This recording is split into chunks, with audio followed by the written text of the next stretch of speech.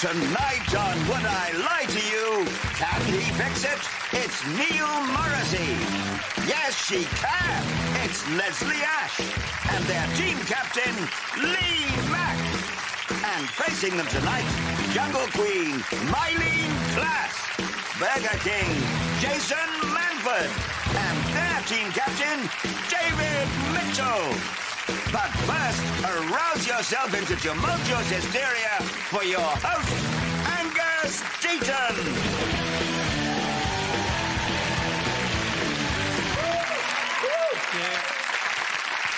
Good evening and welcome to Would I Lie to You? 30 minutes of exposing truth and peddling lies featuring some of the country's most available talent.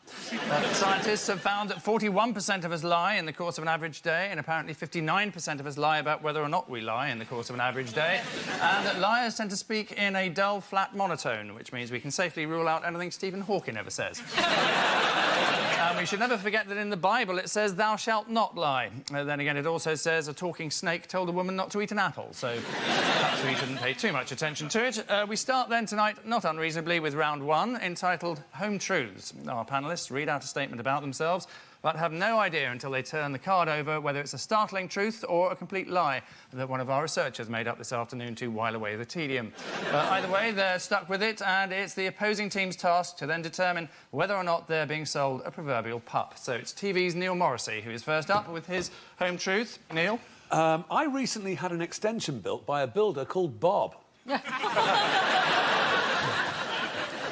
Well, it's amusing, but is it true? Well, it's... I mean, as these things go, it would be quite a small coincidence. Bob is quite a normal name, isn't it? Yeah. I find that just eminently plausible. It was... And in fact, probably a very short little chuckle you and he had about it on day one. So, do you know, actually, Well, I've actually a builder called Bob. Right, OK, I do the voice of Bob the Builder. Yeah, but when he... Right, short laugh, let us never speak of this. At any point did you say, "Can you fix it?" And he said, "Yes, I can." In about 6 months. Well, he thought it'd be funny to turn up, you know, dressed as Bob, and his mates were guffawing a lot. And, of course, it was 7 a.m. when 4 hairy builders wandered in. One dressed in a red and yellow check shirt in dungarees with a yellow hat on, saying, "Hello, I'm Bob the Builder." How we laughed. Yeah.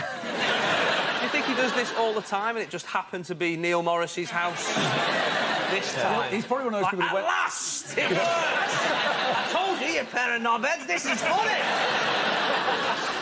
So, what are you thinking? What's your verdict? Well, I think Neil's doing quite well for himself, so it's quite plausible he has recently paid for an extension. I also can believe that. I've seen it. It would be a small lie to come on and say, "I'm having some building work done." Never.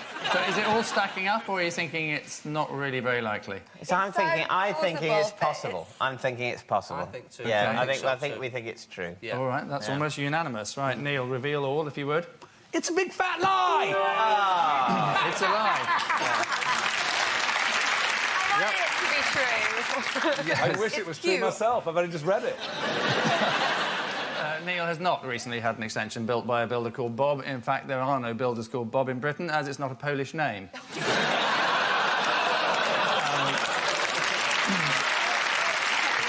And so, to Jason, for your home truth. OK. I have beaten Gary Barlow at Crazy Golf. We were all hoping that would end with over the head. Lee, what do you think? When was this? This was 12 years ago. And how come you were both on a crazy golf course together? I was up in Blackpool, and there was just a massive Crazy Golf just on the promenade, and I was having a game of golf, and he was there with his family. So and at the peak of his fame, Yeah. he was playing crazy golf with his family. His family, yeah. Well, he's in a family Blackpool. man, And he's- no one else had noticed him at this point. It was. This is Blackpool. There's a lot of famous people. Yeah. Who won? Can't remember. Oh. Actually, that's a good bit of truth. Did you not say he beat Gary Barlow? Because you said over the head. My teammate here has made a very good point here. What? You did say I beat Gary Barlow, because I did that bad joke about beating him over the head. You did.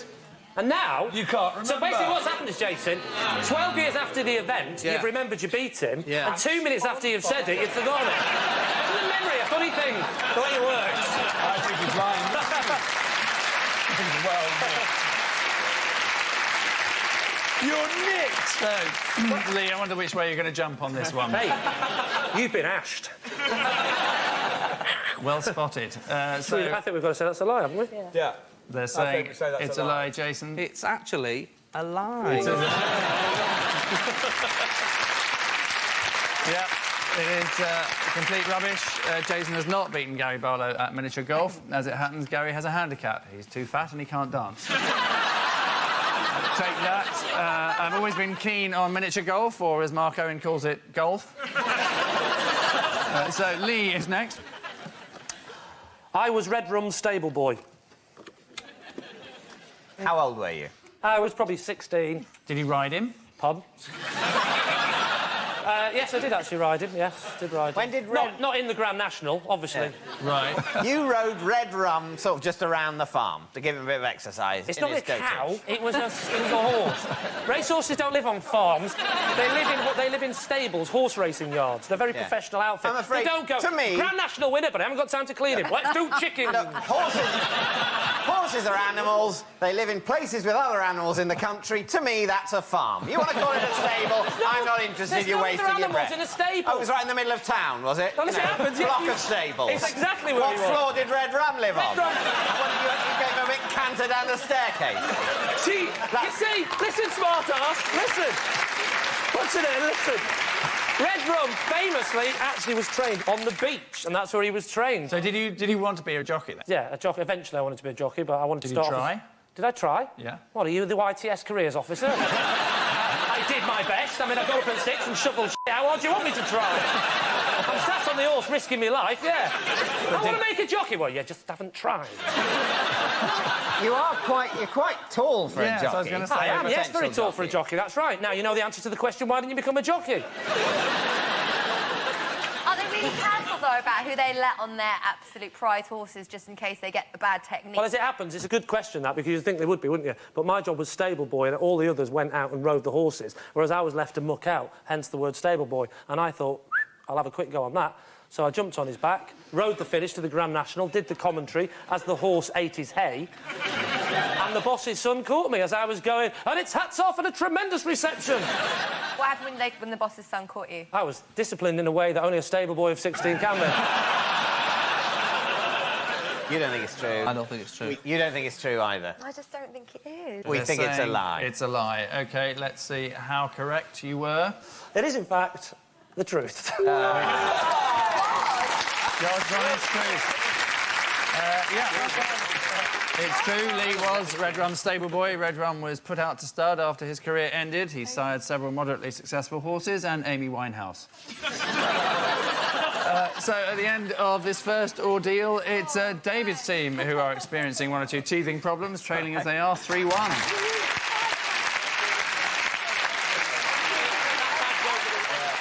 The next round is called Ring of Truth, and it's an idea so simple that even the panellists virtually understand it. Our teams are given a solid gold celebrity fact and must basically decide whether it's bona fide or pure baloney. So true or otherwise, Gwyneth Paltrow said, "I would rather die than let my kid eat cuppa soup."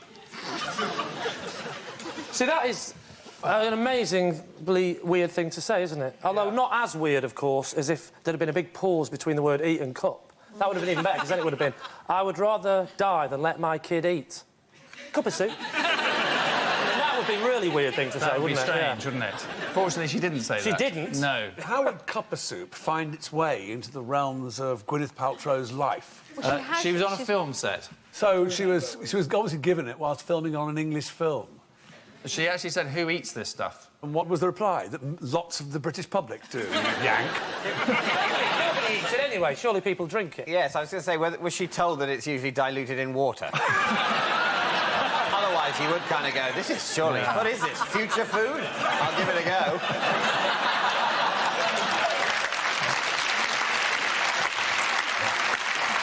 What's her husband's name again? That famous Chris bloke? Martin, yes. Yeah, he's in a band. Does he like cup of soup? Do we know anything about Of course, him? everyone knows Chris Martin likes a cup of soup. Well, are you mad? Well, he has all the flavours written on the back of his hand. Didn't Chris Martin say a while back, on the back of one of his album sleeves, it said, for every album that we make, we're going to plant a tree, sort of all the paper that we've wasted making this CD. And I just thought to myself, can't you just cut out the middleman? Just stop making CDs. Does he say when every album they make, they plant a tree? I mean, they make an album once every 1 or 2 years. That's been about 4 trees. My dad plants more trees than that, and he hasn't released an album in years. So do you think Gwyneth is likely to have said this? Yeah, I probably think I so. think it's true. Yeah, I'm with you, Leslie. I can hear her American. I mean, they call their daughter Apple. They're quite sort of healthy people. Well, bachelors claim that there are no additives in cup of soup. That's the company that makes it, not just unmarried men. Unmarried men who rely on cup of soup for their whole diet say, it's actually, there's no additives. It's bloody healthy, actually. Knocks back the loneliness if you put whiskey in it. Maybe you could give us some kind of conclusion as to whether you think this is true or not. This way I and don't that. think it's true. Do you think it's true? No, I don't think I it's don't true. think We so. think it's a lie. They're saying it's a lie. Lee. I think it's true. It's true? Yeah. Leslie? I think it's true. OK. True. All saying it's true. It is true. Absolutely right.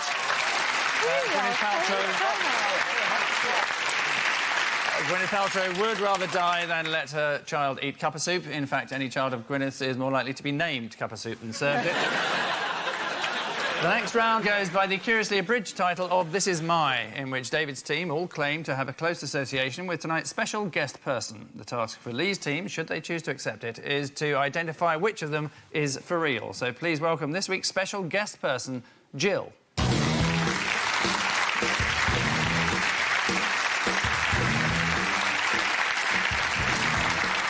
Now, David, perhaps you'd like to explain how you know Jill.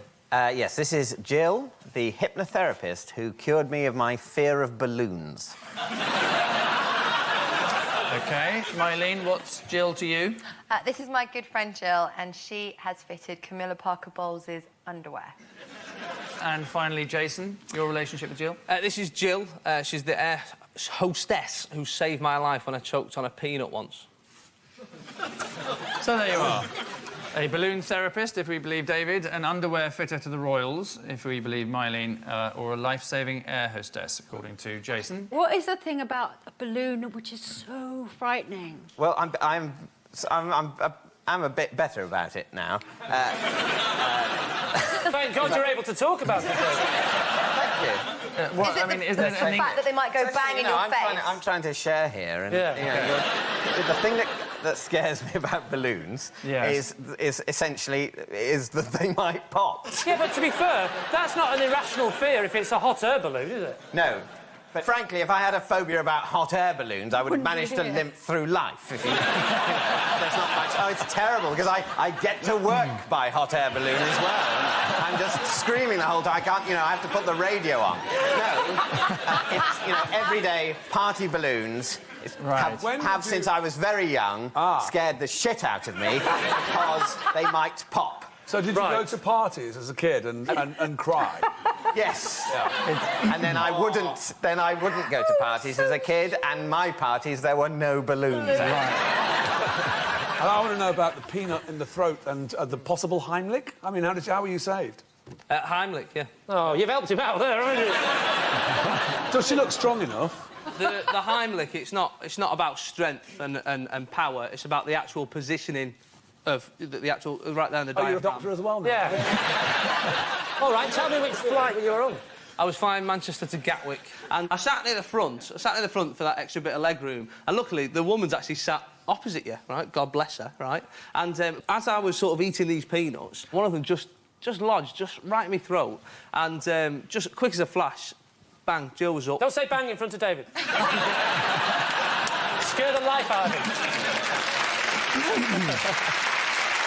What's your association with Camilla Parker Bowles' gusset manufacturer? This is my friend, and that's who she fits. I've got no association with Camilla, but She doesn't this fit is my your friend Jill. corsets necessarily.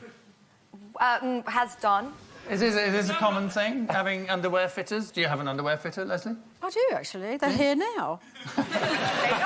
No, you're lying. Little Jimmy Cranky's down there working his arse off. Do they actually sort of make to order? They go around and fit you up and... I think knickers are quite regular, but every woman, as you know, goes up and down in their underwear, and so... Sorry?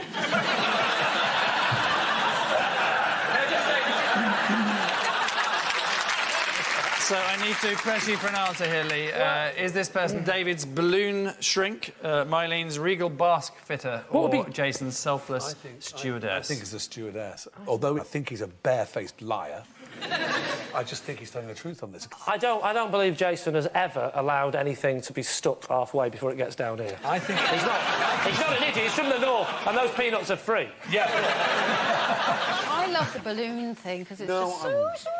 I like the sweetness of it, yes. OK, you are the team captain, Lee. You have to make a decision of some sort. All right, then. I'm going to go with Leslie, then, and say that, bizarrely, the balloon story just might be in a crazy sort of way. OK, you're opting for David's balloon shrink. Jill, perhaps you'd like to tell us who you really are? I'm Jill Kenton. I'm Myleene Klass's friend, and I do fit Camilla.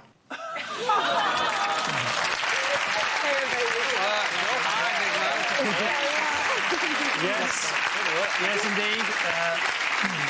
Jill is Myleene's purveyor of pants for the Royals. Well done, and thank you for coming, Jill Kenton.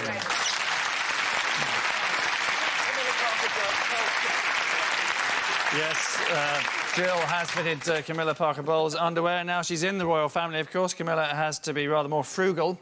When she gets bored with her lacy underwear, it's handed down to Prince Edward. And so to telly-tales around in which classic TV shows of yesteryear are resurrected for our viewing pleasure. And Lee's team then intrigue us with an additional related fact. This week, our specialist area is Saturday morning children's TV, a world where men's knitwear plummeted new depths and disaster was always just a haircut away. So Lee is up with his fact loosely related to these well-known pop critics.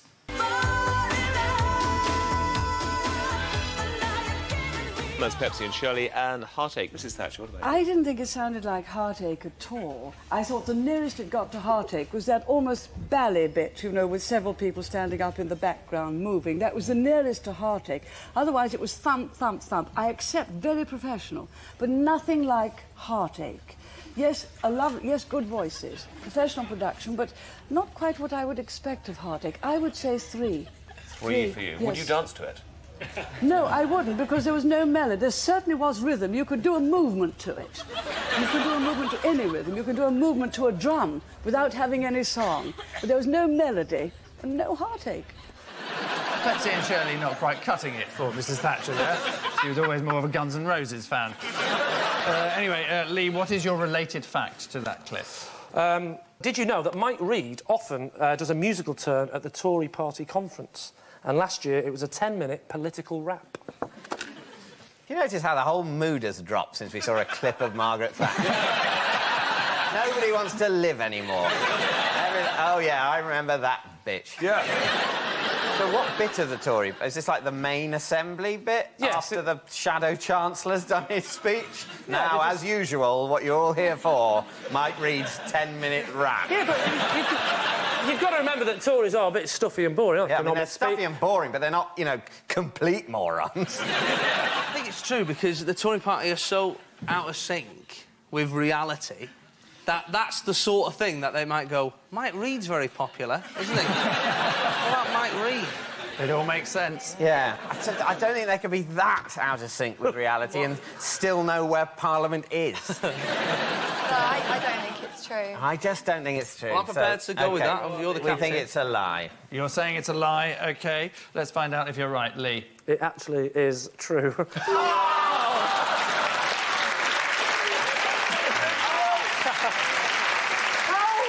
It's a very hard answer to do this. I'm sorry. How are they ever going to get back into office? Aren't they trying? Is it match fixing? You know, it's someone bribing them to be terrible at politics. Mike Reid, 10 minutes, rapping. What the f*** is that? Democracy in this country. The reason reason Tony Blair can start wars for without asking people is because there's no opposition. It's their fault. It's Mike Reed's fault. The deaths of our servicemen are on his conscience. Sorry, David. I've made a mistake. It's false. Sorry. False. No, it is true. I do hope Mike Reed is watching this. Yes, he does traditionally round off the Tory party conference with a song. It saves security having to usher people out of the building. So at the end of that round, it's Lee's team for whom the future's bright, leading as they do 7-5.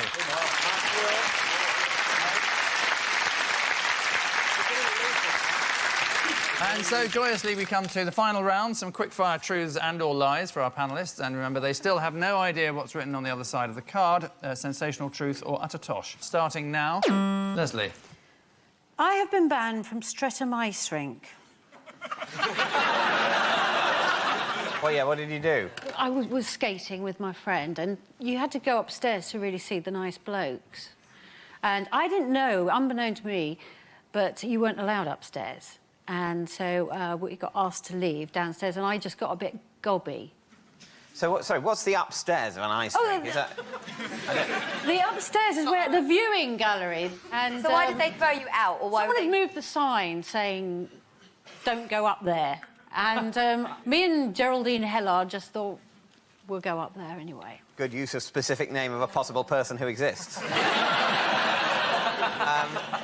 How old will you be around About this time? 14. OK. Is this stacking up? I just think the sign had been moved. You went in there anyway. It's an honest mistake. Yeah. Why would they ban you from the ice rink? No. The ice warden came up and said, "You're not allowed up here." That's a great job title, isn't it? I am the ice warden. Yes. I do not own the ice. I guard the ice for future generations. I am one with walrus and seal. So she came up to you. He came up to you. And he came up to, and he said, "I'm going to have to take you downstairs." So he took me downstairs, and unbeknown to me, he was actually taking me outside the door. Were you still in your skates at this stage? But I was. I'm just a little bit worried that he's not thought it through, and you're going to... But Ice Warden Man can breathe on the floor.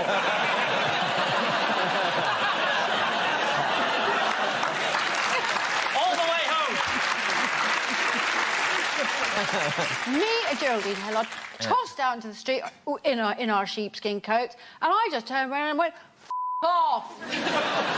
So that might have been when you were back. It was the obscenity to the ice warden moment. Ice warden. Yeah. So ice wardens don't take kindly to that. No. Dave, what's your conclusion? I don't really believe this. You know what, though? It's so bad, it's good. I think it's a lie. Right, well, there's two of us think it's a lie, so I think we say it's a lie. Yeah, they're saying it's a lie. OK, the truth then, Leslie? It's true. Oh. It is completely true. Nice work, Leslie. It's true. Leslie is banned, or was banned, from Streatham Ice Rink. In 1984, Torvill and Dean's thrilling Olympic win caused such an upsurge of interest in ice dancing that they were given their own show just 23 years later. Next, David. I have formulated a 5-point plan for surviving if I were in prison. David, please tell us this 5-point plan for surviving in prison. OK. One, I have to use the fact that I've got a degree in some way. I have to sell the fact that I, have knowledge. Right. Secondly, I have to, in some way, find someone who is physically strong to try and, save me, from the big men and the soap dropping and the bum. Thirdly, I have to make sure that this person isn't a person who will bum me. Fourthly, I need to have some commodity I can sell, so I need to have some deal with someone I knew on the outside, bringing in something like, cigarettes, so that I could, sell them to other inmates. Right. And number 5? And, number 5 would be to get a PhD while I was in there. What is the likelihood of you actually going to prison? Well, cut a long story short, I did a terrible, terrible thing, but I got away with it.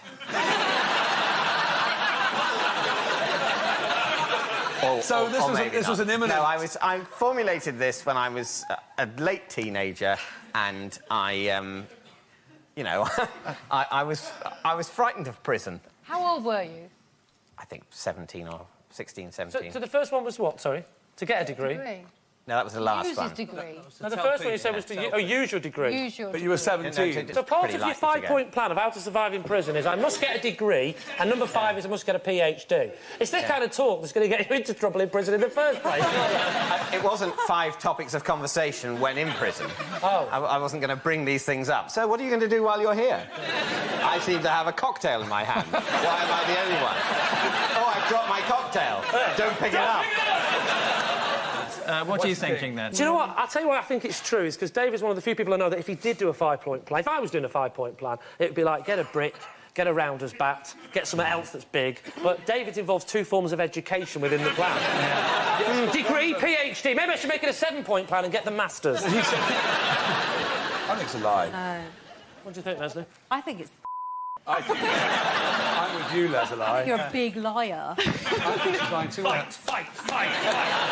So, Lee, you're the team captain. What's your verdict? I think that what he's saying is utter rubbish, and that's a lie. David, put us out of our misery. Yes, I'm afraid to say it is a lie. It is. Yes. Well, absolutely right. It is a lie. David has not formulated a 5-point plan for surviving if he were in prison. Are there other cards in here, like, you know, you had 19 different names for your grandmother? What are they? Granny. Nah. Yes. A 5-point plan for how to survive in prison. I've got no idea how to survive in prison. Don't go to prison. Only commit crimes you can get away with. Yeah. That was horrible. That was nasty. Next, Leslie, again. I have never eaten an apple, not even taken a bite. Why not? No, I'm actually allergic. It's really upsetting. How did you find out you're allergic to apples? Actually, only to the green variety, which is like either the Golden Delicious or the Granny Smith. I don't know what it is. It's something in the skin that makes it green that I get allergic. So you've eaten reactions. other apples that are not the ones you're allergic to? I'm all right with the yellow ones. Oh, so you've eaten the yellow ones? Yeah, and red ones. So just read your statement again. I have never eaten... A green. A green.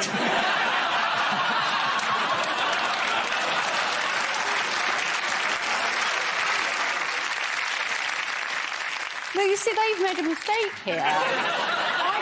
I told them upstairs, I said, it's green. They made a mistake on one of my cards as well, and they said that I'd made a 5-point plan for surviving if I were in prison.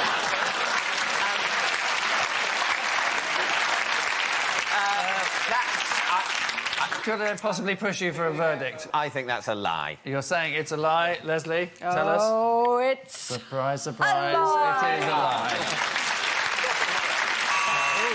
And that electronic flatulence signals the end of that final round, and it's Lee's team who are tonight's conquerors, having vanquished David's team 11-7.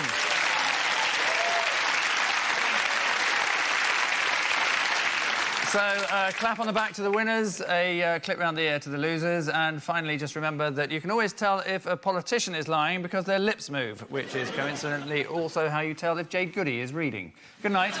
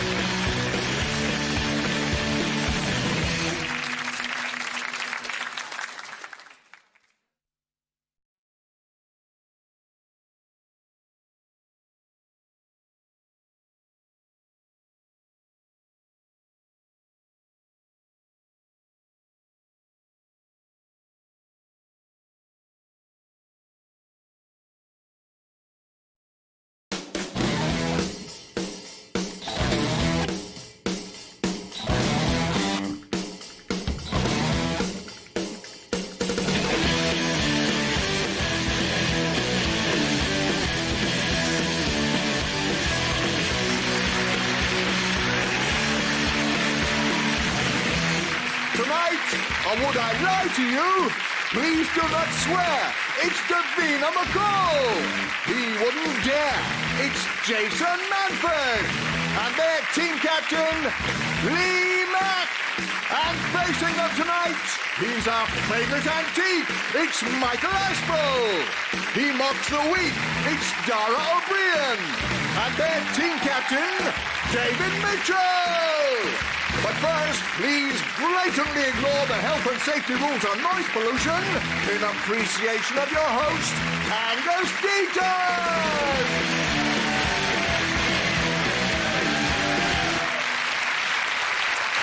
Good evening and welcome to Would I Lie to You, the show about liars and lying. One clue as to whether someone is lying to you is if they're unable to make full eye contact, which is why you should only trust pirates 50% of the time. Camouflage can be seen as one form of lying, except, of course, that it can't. And euphemisms are a form of lying when you use a more polite term to describe something, like when you give a refined lady directions to the powder room when she needs to fire out a dump. Which brings us circuitously to round one, Home Truths, in which we plumb the frightening depths of our panellists' lives as they take it in turns to read out a statement from the card in front of them, which may contain a true fact about themselves or a downright lie they're seeing for the first time. A scenario demanding instant creativity from the panellists, instant cunning from their interrogators, and endless patience from everyone watching. Michael is first to go over the top, so Michael, if you would.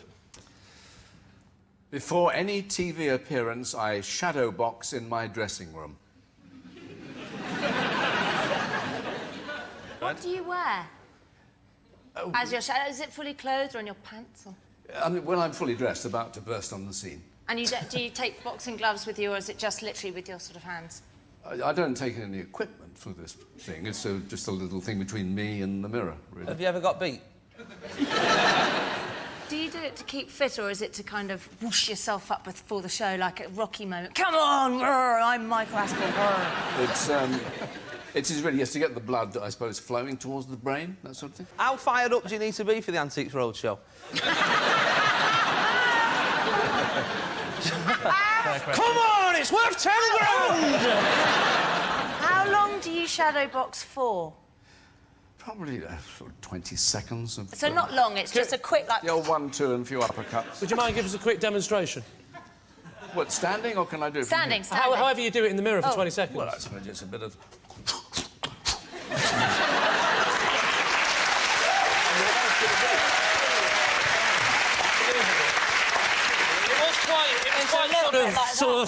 That sort of boxing, wasn't it? The sort of boxing you see in the 17th century. That sort of...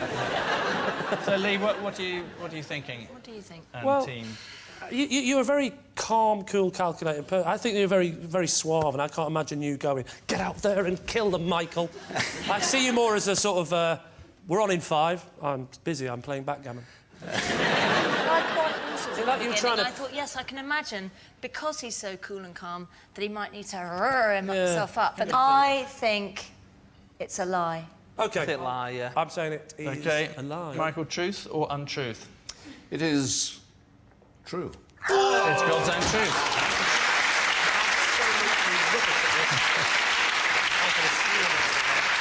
It is true. Michael does shadow box before every TV appearance, like that. While he boxes, a ghetto blaster at his feet blares out the same hard-pumping track over and over again. Schubert's String Quartet, number 15 in G. Of course, in a dressing room, it's shadow boxing. In the street, it's mental illness. Davina, your home truth, if you would, please. At my wedding, I walked down the aisle to the Big Brother theme tune.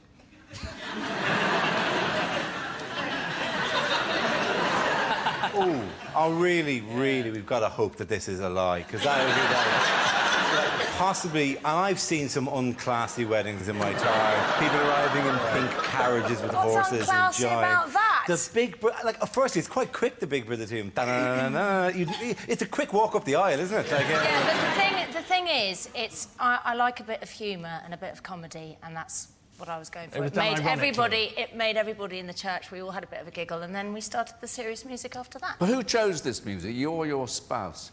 Oh, well, me. I mean, I had to talk my husband round. Into getting married. It wouldn't be. There's a little bit of that, a little bit of cajoling. Marriages are always, there's always a kind of a give and take in this situation. Like, so you had the Big Brother theme tune. Surely then there was a trade-off where, as you turned around and walked out, was it to, I don't know, Shaggy Bombastic? I don't know. What did he get to pick as the music as you left her? Actually, I have to say, he didn't get to pick anything, it was just me. But, you know, he got what he wanted on the wedding night. Oh, a nice night out with his mates. Did you have Marcus Bentley, the Geordie voiceover man, doing the actual reading? Do you, Davina, take this man to be a lawful husband? Do you know, if we got remarried, I'd do that, definitely, second time. Surely, though, you needed the morning after and you're waking up and turn to your partner and then he just leans over and goes, day 2. In the David, are you taken in by any of this? It's possible. I can see it would be sort of a jokey, sort of, if you wanted to, you know, have a sort of light-hearted beginning to the whole thing. It's possible. What's your instinct, Michael? My instinct, after recoiling, is it's probably true. Dara? No, my instinct is that you went for pure princess wedding and that it was string quartet playing. So it's a hung jury here. Yes. I've changed my mind. I don't think she did. Oh, right, it's not a hung jury here. I think it's a lie. We're going to say lie. They're saying it's a lie, Davina. It is... a lie. It is a lie. Well done.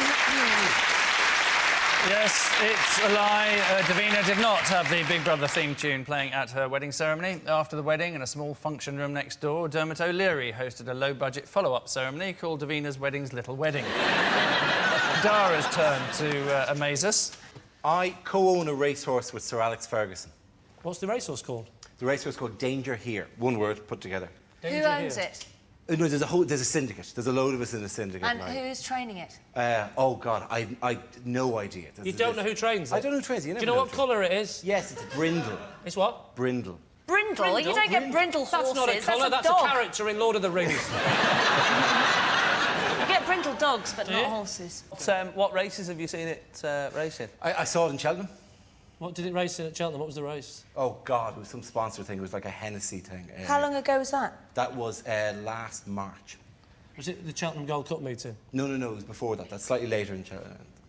What date? What part of March was it? I'm just saying, but it wasn't the Cheltenham Festival. That's when the Cheltenham Festival was on. In March? But yeah, it's just the week before Paddy's Day in March. Forget the Paddy's Day. This has got nothing to do with it. You asked What is when? the date of the meeting you went to? It was the 3rd or 34th of March this year. Right, OK. So you need to know the date in case it was like a horse bank holiday. How long? No, 3rd of March. No, horses won't work that day. It's part of their culture. They're all worshipping their horse god. Special hay cakes. Maybe. Have you got a horse? I've got no horse, no, but Would you like a horse? Why, is that what this is about? No, it's not about the fact that I want a horse. It's about the fact that... You want a horse. You're quite a horse guy, and you want a horse, and you're ashamed of saying it because it makes you sound like a 12-year-old girl. But you've got an interest in horse racing a bit, obviously. Sort of an interest. Originally in Ireland, it was part of a greyhound syndicate, which is That's a bit, was it? But it was too big to race with the greyhounds. Yeah, seems reasonable. I've got a donkey in the sanctuary somewhere. Does it work like that, where they send you little pictures at Christmas? You're doing good, whereas Dara has an enslaved creature. The horse doesn't send me a letter every Christmas and go, thank you very much for the sugar cubes. Yes, please could I run less? Where's your... My feet hurt the whole time. A cruel dwarf hits me. OK, Lee, you're going to have to come to a conclusion. What do you think? I think he might be telling the truth. I think he's telling the truth. OK, I think they're both wrong. You're lying. I'm going against my team and saying that you're lying. Really? If I'm wrong, it makes a mockery of the whole team thing, doesn't it? See, he's lying. He's trying to get us to change our mind. Perfect. He's lying. Definitely. He's lying. If he was telling the truth, he wouldn't go, have another go, Lee, would he? Think again, Lee. Have another go. He's saying it's a lie. Black and white lie. It's a brindle lie. It's a lie. The truth of the matter, please. You're lying. It is a lie. It is a lie. Good work, well done, mate. It's a lie. Dara does not own or co-own a racehorse with anyone. In fact, Dara has far better ways of avoiding tax and laundering his money. Despite having nothing to do with any of Sir Alex's horses, Dara does pay towards the upkeep and stable cost of Wayne Rooney and owns Rio Ferdinand's stud rights. So at the end of that round, it's Lee's team who are looking decidedly out of their depth, trailing as they are 3-1.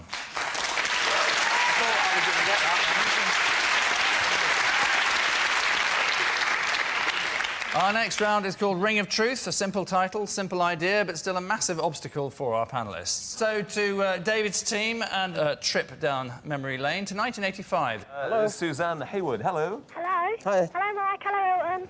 Hello, how are you? All right, thanks. I just want to ask you, Elton, how is married life suiting you? Married life is fine. We've been married just over a year now, and it's flown by, which is a good sign. And I compare it to when I was on tour last year, and it really dragged on a long time, and the marriage seems to have just flown by. So we're really very, very happy, and that's really nice of you to ask. Hello, and Elton. Yeah? Does Renata think you have any bad habits? Oh, lots. Yeah, she's trying to get me to stop doing lots of things, but I won't tell you what they are.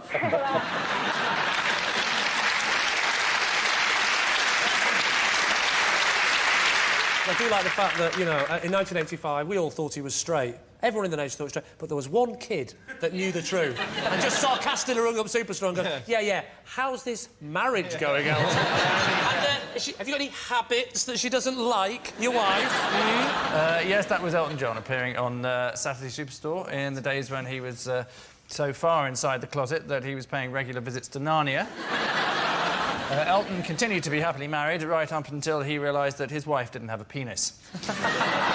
So, here is your related fact for David's team. David Furnish has an Elton tracker sat-nav, so he can see exactly where Elton John is at any time. So that would actually involve there being Elton being tagged in some way? Yeah. Yes, it was developed by David Furnish's brother. He's an electrical engineer. Right. You are generally saying that he went up to him with some sort of like out of Mission Impossible 3 and to the back of his neck and went like that. And now... Or some kind of swan collar. Almost a bejewelled anklet, that's all he needs. A bejewelled anklet? Yeah. You do this with much more style. This isn't the Antique Roadshow now, Michael. Is this a device that's actually been implanted in Elton John, or is it just in his bag? No, right, it's so a button-sized transmitter. It came about as a joke because Elton apparently kept on losing his mobile phone, and so David would never know where he was. They strapped him to a table and fired a microchip into his ear. Still not a solution to the phone-losing problem, though, is it? I know where I am, but where's my fucking phone? Maybe just Elton John should just concentrate.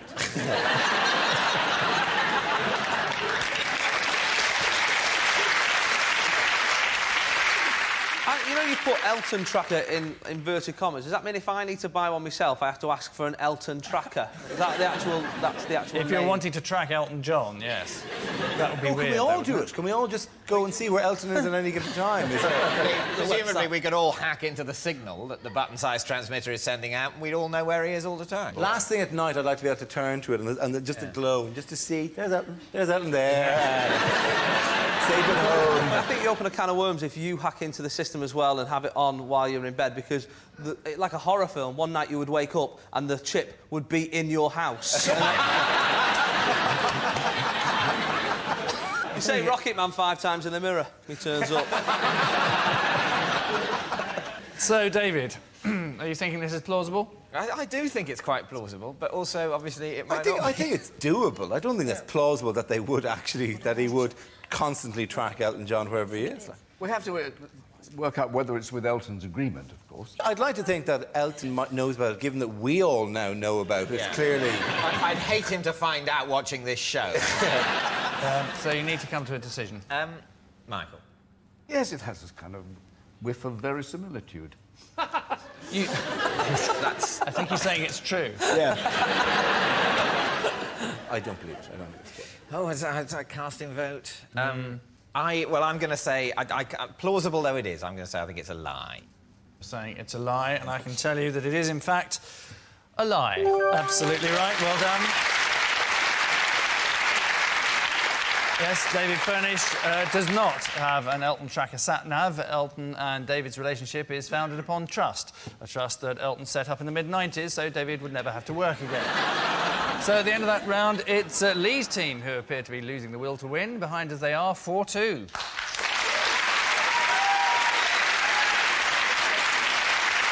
Our next round is called This Is My, in direct contravention of any known grammar. David's team will each claim to have a unique link to tonight's mystery guest, but two of the panellists are lying, so it's up to Lee's team to debrief, deduce and decide. So please welcome this week's special guest person, Lee.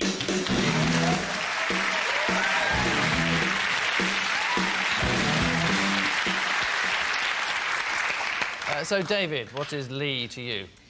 This is Lee, and for the past 6 months, he's been teaching me how to improve my memory. Michael, perhaps you'd like to explain how you know Lee? This is Lee, who is my driver, and he has also appeared on episodes of Minder. And finally, Dara, your relationship with Lee. This is Lee. He's actually my gardener, and he was introduced to me by Andrew Lloyd Webber. So there you are. A mental coach, according to David, a driver come actor, if we believe Michael, or a Lloyd Webber recommended gardener, according to Dara. Lee's team, where would you like to begin? Dara, where do you live? Where do I live? I live in West London. And so how was he introduced to you by Andrew Lloyd Webber? Well, it wasn't like that we're all at a party and Webber goes, "Have you met my gardener, Lee?" Yeah. I did Parkinson, and Andrew Lloyd Webber was on it with Tim Rice once, and you're making polite chit-chat in the green room afterwards, and I told him where he lived. I said, "Oh, yeah, I used to live around there. How are you finding it?" And we had a very dull conversation about how it's kind of grown up, the house, because it's got a garden. I'm just finding it hard to believe that it's a quite exciting time, isn't it? You're on Parkinson, that's quite exciting. You're meeting Andrew Lloyd Webber, he's famous, that's quite exciting. At what point do you go, I loved Phantom of the Opera? Do you know any good gardeners? You know, it's just... I'm finding that hard to believe, you know. How long's Lee been your driver? Oh, blimey. 18 years. And what 18 years? What car does he drive? Mercedes.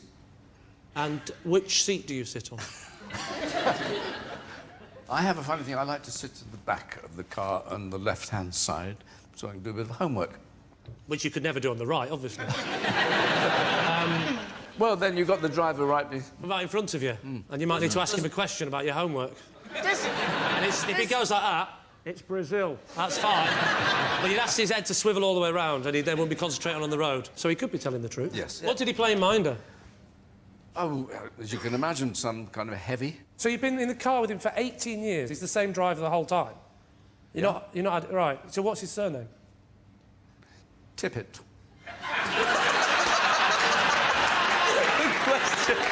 Great answer. Great answer. See, that's how the lying mind works, doesn't it? Driver, tip, make it bigger. Tip it! It was either that or honky horn, wasn't it? David, could you just tell me again what your one was? It was the last 6 months. Lee has been teaching me how to improve my memory. OK, how do you do that?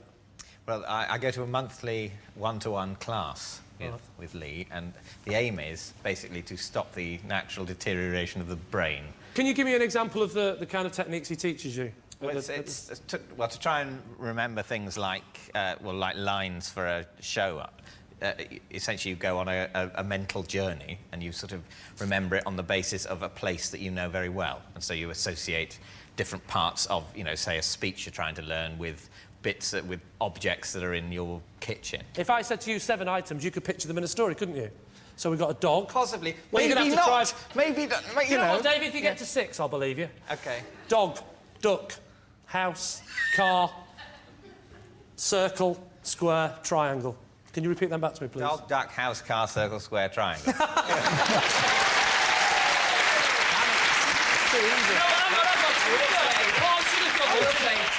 That was incredibly easy. I didn't have to use any technique at all. Can you say, the apple is there? The apple is there. How did you remember it? Do you know what? I've realised I've got a bad memory because I can only remember the names of animals and shapes. Can we have a look at Lee's hands? Yes, you can take a look at... Can we? They look like nice hands. He's not a gardener. OK, well, we need an answer. So Lee's team is this person. You think Michael? David's brain enhancer, Michael's acting chauffeur, or Dara's green-fingered friend. Yeah, I can see him. That's the thing about him, isn't it? He looks both like a driver and someone that used to be in Minder. I think we'll go for... Well, should we go for Michael's driver? Perhaps our guest Lee can tell us who you really are. I'm Michael's driver, and I have appeared in episodes of Minder. Congratulations. Come on, can we do well there? Yeah. Yes, Lee is indeed Michael's driver. Are you only Michael's driver, or do you drive other people? No, I drive other people as well. You never told me that.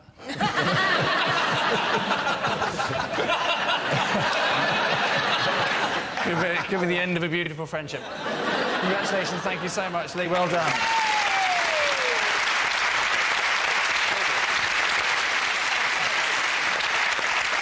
So many thanks to Lee, who was Michael's driver and occasionally appeared in Minder. For those too young to remember Minder, it was Dennis Waterman's stepping stone to Panto.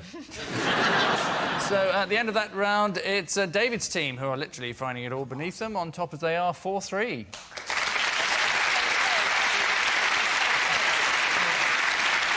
And so, with a tangible sense of relief, we come to the final round, quick-fire lies, where the panellists reveal more dubious facts about themselves, but this time against the clock. On occasion, instead of reading a statement out, they will reveal a possession, which they will claim is in some way linked to their unsavoury lives. Lee's team are trailing, so now would be the perfect time to start bucking their ideas up, beginning with David. My first word was Hoover. Well, would you pronounce it exactly Hoover, or did you go Hoover? I don't remember. But would your mother... My sense of it at the time was that I was saying it absolutely bang on. You know, my parents were encouraging, I imagine, rather than going, you've mispronounced that and it's a brown one. One of my children's first word was ashtray. Very clearly, just said ashtray. Did he click his fingers at the same time? So roughly how old were you? Hoover. I don't know. Must have been about... When do people start talking? Well, how do you know the story? Your parents Well, told my you? parents have told me. But they failed to tell you how old you were when you said it. I don't remember doing it. I don't remember. I remember there was a silence and an inability to speak. And then suddenly the sense of a vacuum cleaner came into my head and I knew that I could express it. But he's very intelligent, so I can imagine his mum and dad going, what's that then? What's that? And him going, well, it's a Hoover, of course. Are you stupid? It's a bloody Hoover. I don't know. What do you think, Davina? What do you think? Plausible? Well, my children's first words were also dog, cat, ball, mama, dada, small. Hoover's quite complex word. Yeah. I am abstaining for the first time. I'm delegating to Davina. All right, well, I won't take it. Davina. I agree. I'm delegating what to do you Davina. think? You're on your own now, love. Let's just be done with it. Let's say it's true. OK, she's saying it's true. David, tell all. It is, in fact, true. It is true.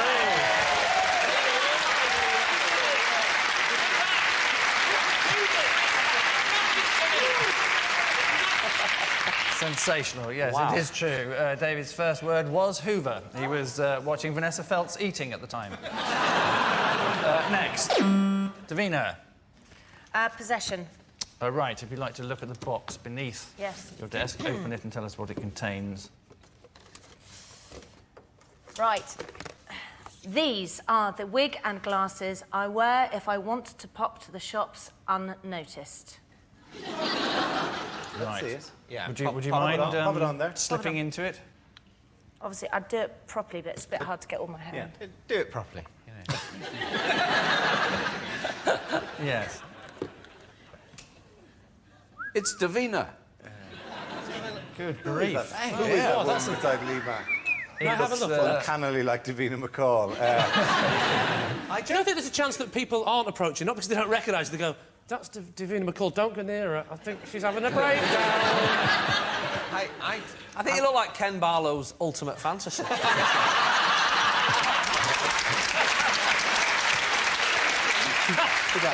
It's not low-key. I mean, you do look less like you than normal, but... It's a lot more casual, dressed down, plain. And it works? It absolutely works, completely. Not anymore, it doesn't. I know we have to like make a guess, but I'm really liking that look, by the way. I feel it's actually I like it very much. That's thanks. Yeah. Michael. I would... Oh, yeah. But me, my opinion is worth nothing to you. So, David, what are you thinking? Which way are you I'm thinking it's quite plausible. Yeah, so am I. Yeah, because you do look very different. But the other side of it is, it's a big. You're really. If somebody discovers who you are, you really are exposed as having put on a silly disguise. I mean, it's one short of a deer stalker and a pipe. So what do you think? I don't believe a word of it. Yeah. So Yeah, if you now got, I if, think it's a if lie. you got caught doing it once, it'd be really embarrassing. Yeah. Nah, I've changed my mind entirely on this. And I think it's a particularly lie. if somebody discovers you wearing the glasses and the wig, take them off and then don't recognise you. That would be embarrassing. Yeah. So I think we're going to go for a lie then. Lie. Yeah, I think it's They're a all lie. going for a lie suddenly. Davina, tell us whether it's the truth or a lie. Well, actually, it is a lie. It is a lie. Yes.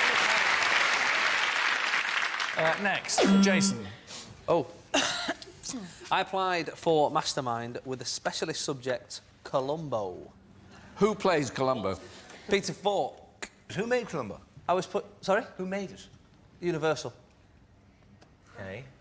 Could be. That is a company that makes things. What are the years in which William Shatner has appeared in Columbo? Because he's appeared more than once. And what years are those episodes? He's been in 3 episodes. Yeah. 74, 71, probably guess a 78, maybe. You're definitely wrong there, because he's been in one in the sort of that looks more modern, which I think would be in the early 90s, and the kind of newer ones that are less good. In the first one that William Shatner appears in, what is the device by which he... What is the device? Jason, if you're not telling the truth, let me warn you, you're messing with the wrong man. The device he uses, the apparently in that context futuristic device he uses, by which he makes it seem that, that it's a different time from the time it really is. What does he use? What machine? No, I don't know. Right, this is rubbish then. You're not an expert on Columbo. I've I'm only watched Columbo a bit. I'm not that an one's episode. been on loads, and it's I'm not a an episode video on that recorder. episode. Sorry? He didn't say he was an expert anyway, he said he applied. He got rejected for knowing fuck all.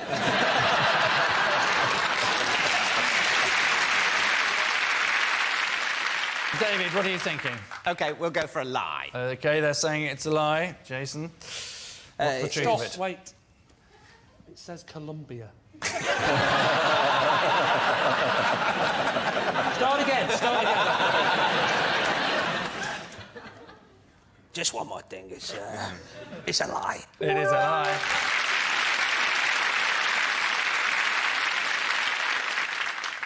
It is a lie, yes. Jason did not apply to Mastermind with the specialist subject of Columbo. He was just about to apply, but then Columbo started. In episodes of Columbo, you'll remember the viewer knows all along who the murderer is, rather like with Princess Diana. Which incessant buzzing means that at the end of tonight's contest, it's David's team who are tonight's prize fighters, having comprehensively outpunched Lee's team 7 points to 5.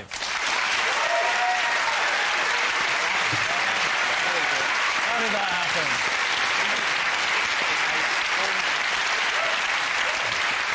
So, hats off to our winners, bog off to our losers, and we leave you with news that, according to research scientists, habitual liars tend to speak in a dull, flat monotone, which begs the question, just what is Ken Livingstone trying to hide? Good night.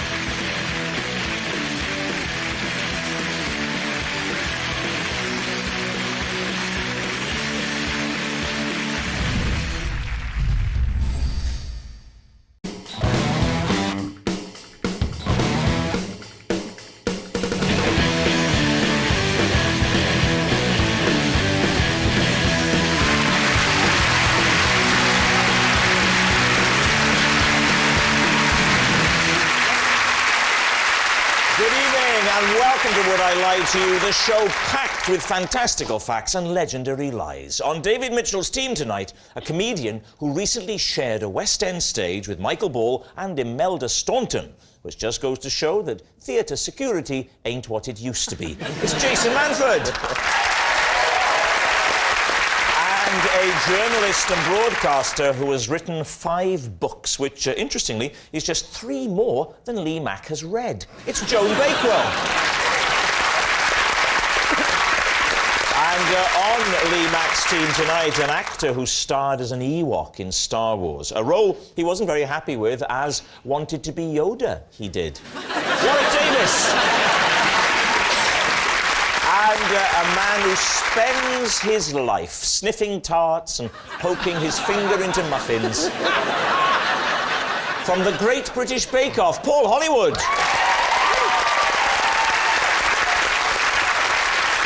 And so we begin with round one. It's Home Truths, where our panellists read out a statement from the card in front of them. Now, to make things harder, they've never seen the card before. They've no idea what they'll be faced with. It's up to the opposing team to sort the fact from the fiction. And Warwick, we're going to start with you tonight.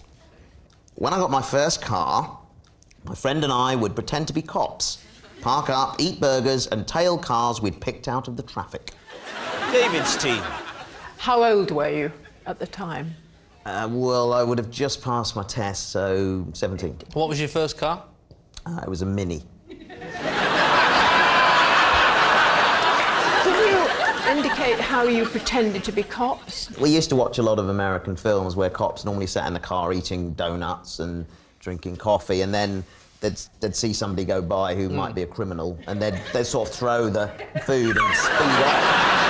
And so that's what we were doing, in essence. So you were American cops? Yeah. And what were you eating? Just normally a burger and some chips. And how far would you let yourself get through the burger before you decide someone was a criminal and you throw it away? Well, we let fate decide, really, because we would say the next green car that goes by, that's going to be the criminal. How do you know how the police operate?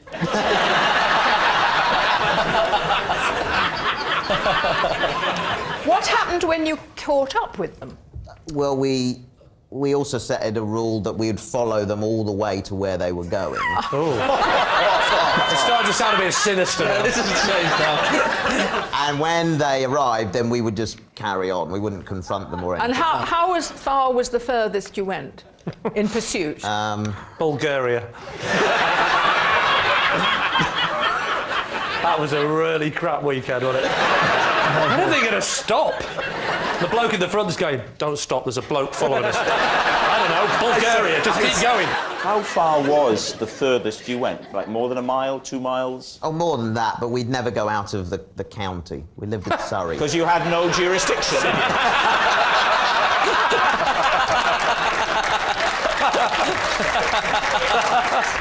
Did you exceed the speed limit?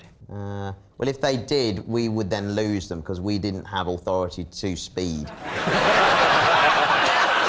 What did you think they were guilty of? What were their crimes? Why were you after them? Just because we'd been told to. Who was telling you? Bring him in. Did you have little radios? All units, we're looking for a green Ford Cortina, registration Alpha Papa Papa Alpha. Didn't know Alan Bennett was a policeman. Here we go. He said, we're looking for a car, it's just escaped. If anybody happens to see it, do take chase, but don't get too close. David, I'm holding you responsible for that one. I thought he'd already done it. So what do you think, David? I think it might be real. I think it might be true. He had a bit of fun. Well, I think we think it's true, then. Yeah. I'm going to say true. Yeah. Warwick Davis, truth or lie? It is the truth. Yes, it's true.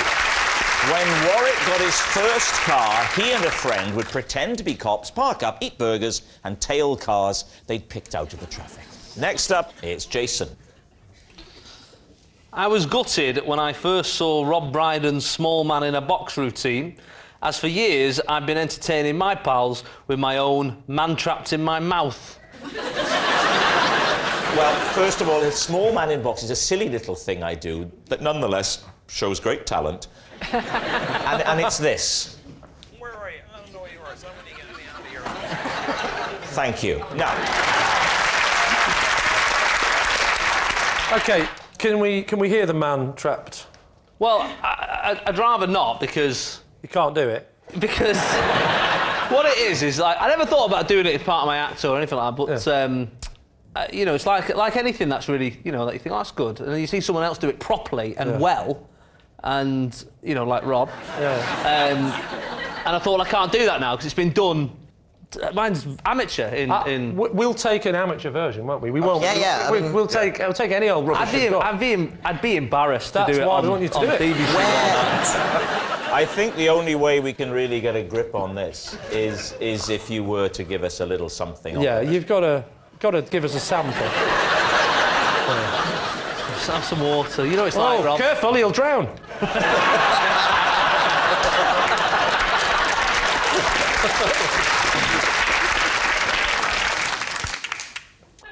Just warm it up. just putting him in. The part of the trick. Oh, you tend to put him in, do you? Can I just say before you do it, that's a nice detail that you might want to consider. Anyway, enough prevaricating. All right. Okay. I wonder what you're going to do.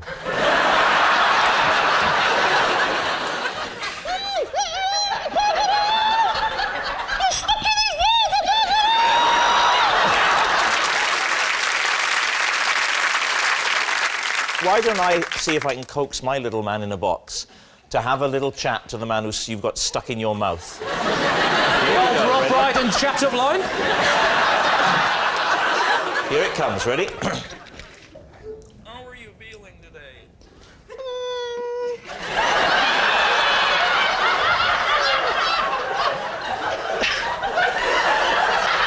Do you think it's possible that Jason might have been lying in what he's been saying?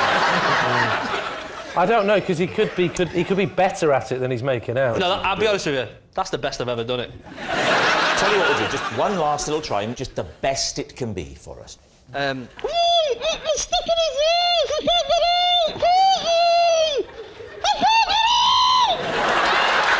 now. Panicking. So what do you think then, Lee? Warwick. Well, at first I thought he was lying, but I'm tending to think now that he may well have done this. Paul? No, I think it's a lie. I think he's actually practiced as he's been doing it. You think he's learned that talent in the last 5 minutes? I think that talent has really come to the fore in the last 5 minutes. You think it's a lie? Warwick thinks it's true. I think it's true, because he did it well. I think it's true? I think it's true, because he did it well. All right, you're saying true? Well enough. OK. So, Jason. Yeah. Were you telling the truth, or were you telling a lie? It was true. Good start. Good start, Warwick. Yes, it's true. Jason was gutted when he first saw my small man-in-a-box routine because he'd been entertaining his mates with his man trapped in his mouth. Our next round is called This Is My, where we bring on a mystery guest who has a close connection to one of our panellists. Now, this week, each of Lee's team will claim it's them that has the genuine connection to the guest, and it's up to David's team to spot who's telling the truth. So, please welcome this week's special guest, Neil.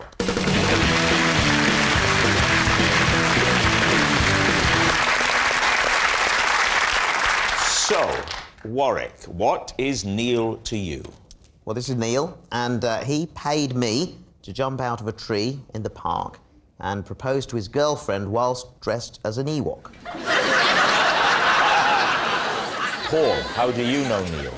This is Neil. He's my neighbour, and when he goes on holiday, I look after his parrot and take it out in the cage for a walk.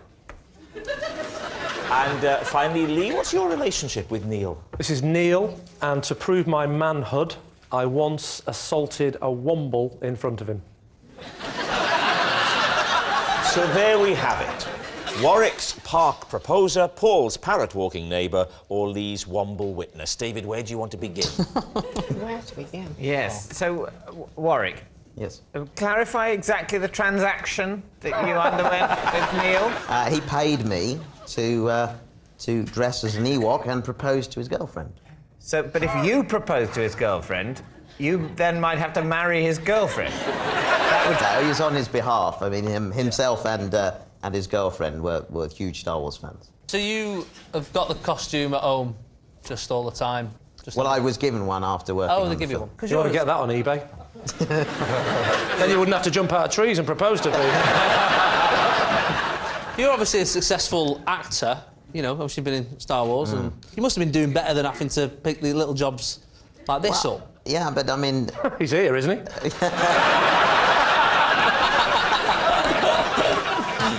there are sort of ups and downs in any actor's career. I say it again, he's here, isn't it?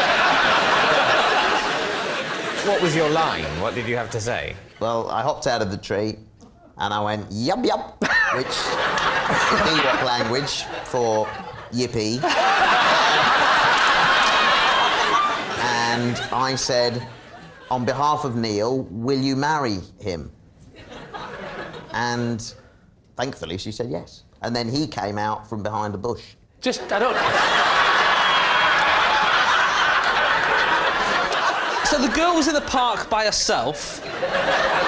Hiding behind a bush. He's not with her that day. No. You jump out of a tree dressed as an Ewok, saying yup yup, and she stayed still and waited to hear the rest of the sentence. No, Neil and I had organised it, but she always went this way home from work. So she was walking home from work as well? Yeah. Was it after dark? No, it was in the summer. OK. So you knew she'd passed that particular tree? Yes. What was her name? Tracy. That is a name. That is a name. So you just walk away, leaving the two lovers together, and you just go home and feel... That's an image, isn't it? Mission Them accomplished. kissing and in the distance, a little Ewok. Walks away like that. So- and a little wave. Mission Just as he goes over the horizon. Yup. My job here is done. As he's giving out the leaflets for the local restaurant.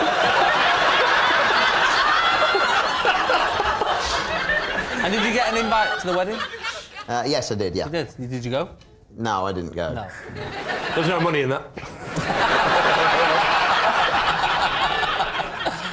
And how did it come about? How did he get in touch with you? And well, Neil came to a Star Wars convention that I was at. Right. And I knew him when I was a kid. I didn't really remember him, but then when he asked me, look, I'm going to propose to my girlfriend, she's a huge fan, you know, and offered me some money to do it. I mean, I still... That's what friends are for. And had there been a progression of, like, did he start with Han Solo and go, right, he doesn't want to do it? All relationship starts with Han Solo.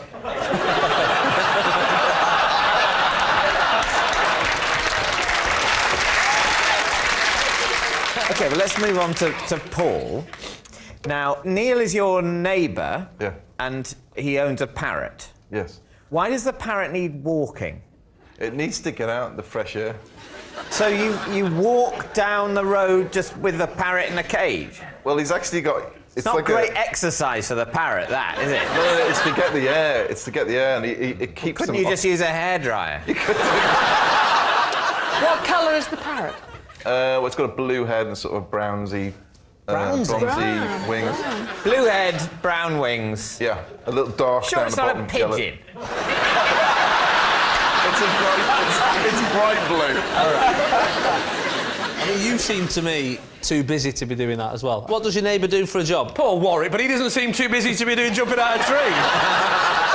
I think you'd take it into the garden, just let it get some fresh air. No, it's actually the movement. He wants to see where, Well, you could walk round the garden, couldn't you? He could do, but... You know those washing lines on a pole that spin round? You could just attach it to that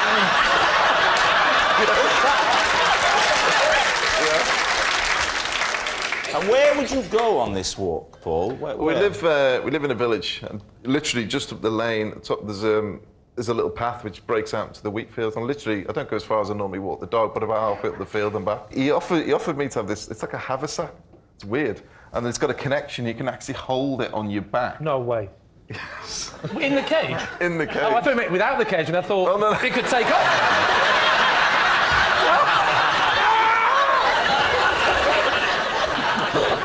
Now, what about Lee? So, Lee, the Womble assault. Yes. Tell the story. Well, there was a Womble, and I... No, there wasn't. Wombles don't exist. It's a lie. It's not an actual Womble. It's a toy Womble. And the story is, I went away on holiday when I was 16, and it was me and Neil and another friend of ours, John, and we went to a little caravan site in Blackpool, and I took the Womble with me because I had this Womble since I was a little kid.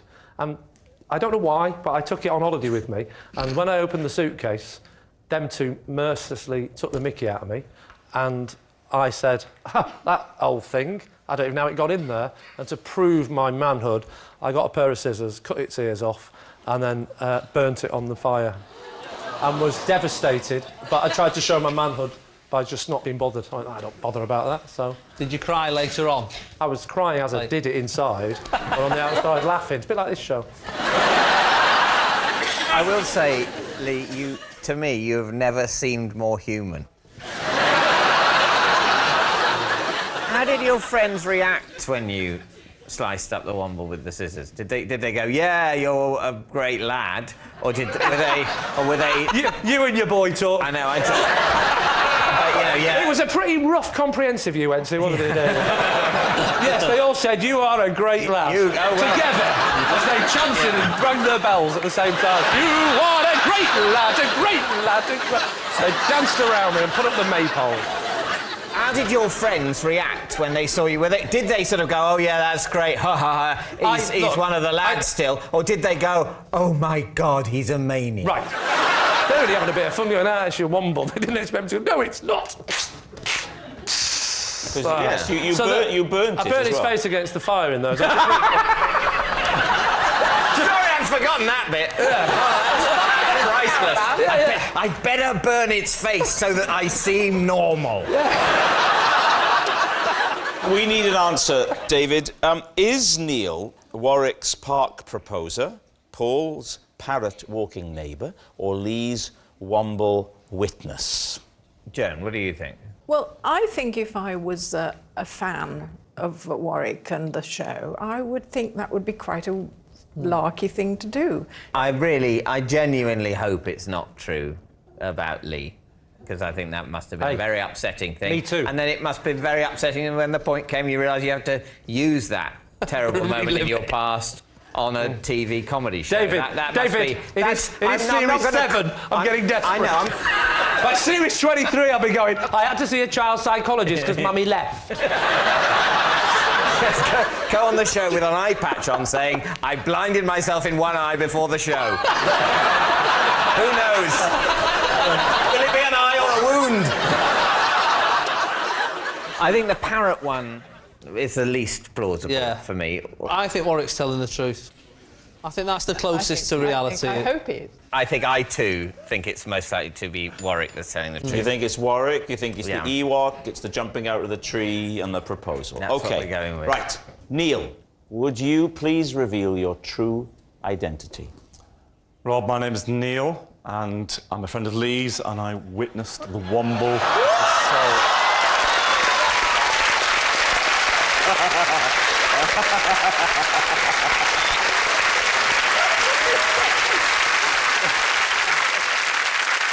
I think I feel 1,000 years older. Thank you very much, Neil.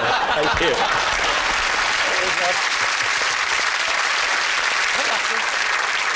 Which brings us to our final round, quick-fire lies, in which our panellists lie not only to their teeth but against the clock. And again, they don't know whether they're about to read out a true fact about themselves or a made-up lie they've never seen before. We start with... It's Joan. For the last 30 years, my breakfast regime has never altered. I have 1 bowl of porridge, 1 large banana, and half a pint of lager. Lee, how much do we want this to be true? It's healthy. It really isn't. Sorry to break it to you, but porridge is not good for you. So for 30 years, why did you start, apart from emotional problems, drinking breakfast? I had a bit of a thing about staying healthy as I got older. I thought it was important to have a routine, to have regular nourishment that answered many of the needs of the diet fads that were around at the time. And then, of course, once I started, I liked it. Well, where did the alcohol come into it, though? Well, you can't just have porridge by itself and banana. It's very dry. You have to have something to drink with it. Are you seriously in a half-pint glass or in a pint glass that's half full? It's half a pint. Have you got it on draft in the kitchen? No, I don't do that. I buy lager like other people do in cans. I don't gulp it down. I just like a enjoy lady. it. I read The Guardian The while I'm... potassium... You read The Guardian with your half a lager. Your banana and the other one. Exactly. Forget the paper.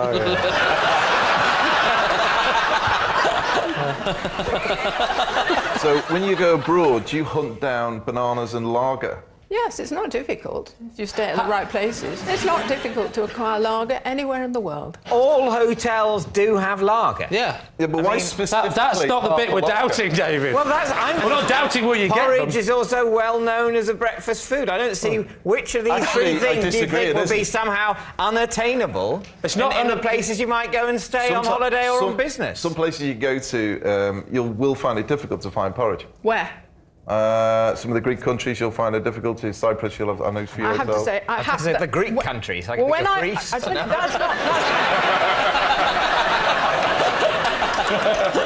that's not been... The problem that I've encountered is when I go to stay somewhere in which I've rented a villa or something, Yeah. and then I take porridge oats with me. And beer. And Obviously beer. lager as well. No, you can order that. Where'd you go? You can't order it in a villa. No, you can't order it, but Unless you you can open the take back door and scream, You can- I'm a heavy drinker, somebody help me. At 7 in the morning, I've got an hour! I need lager! Porridge and a banana, thank you. I have genuinely never been in a villa in another country when there hasn't also been lager there. In the villa? Yeah, in the but villa. that's not naturally occurring. But when people go on holiday, British people, they go on holiday, the first thing they do is they buy a load of lager. Do you find yourself sometimes on a stressful week having quite a few breakfasts during the day? Were you in the green room before? What are you having for dinner, Joe? Oh, I'll just have another breakfast. I see porridge and banana, and yes, another little half a lager. Let me just say, Joan, whatever it is that you do, it's working because Thank you look fantastic. You see, that's how you talk to a lady. Now, Lee, what are you thinking? She couldn't understand a word you said. She's drunk. Is it the truth or is it a lie? Time to decide. I think she looks great, and that's why I don't think she drinks half a lager. Because look at me, I do drink lager every night, and I'm 24. What do you think, Warwick? Yeah, I think it's a lie. You think it's a lie? I think it's a lie. Let's go for a lie. So you're going to say it's a lie? I'll say it's a lie. OK, they're saying it's a lie. Joan, was it the truth or was it a lie? It was a lie. Yes, it was a lie. For the last 30 years, Joan's breakfast regime hasn't been one bowl of porridge, one large banana, and half a pint of lager. Next, it's Lee. I can smell if there is a dead fly in the room.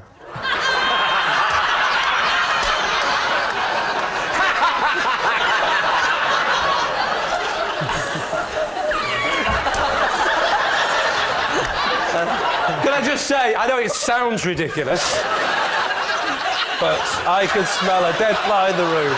So, is what you're saying that if there isn't a dead fly in the room, you have no sense of smell? No, that's not what I'm saying. And you know damn well that's not what I'm saying, David. No, I can smell if there is a dead fly in the room. I can smell the dead fly. So is there a dead fly in here? Hold on.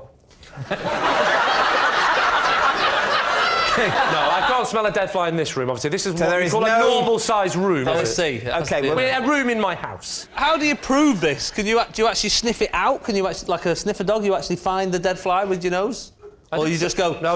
Is I there a never, dead fly I in never here? told you I could find them. You can't locate it, you just know it's somewhere within the walls. Well, not within the wall. I'm not talking about flies that might have been killed by a serial killer and then sort of plastered in. Yeah. I can't smell them. I No, can't smell no. them. No, definitely not. Right, OK. But you can't locate them, you just know there's somewhere I in the can smell room. if there's a dead fly in the room. So where...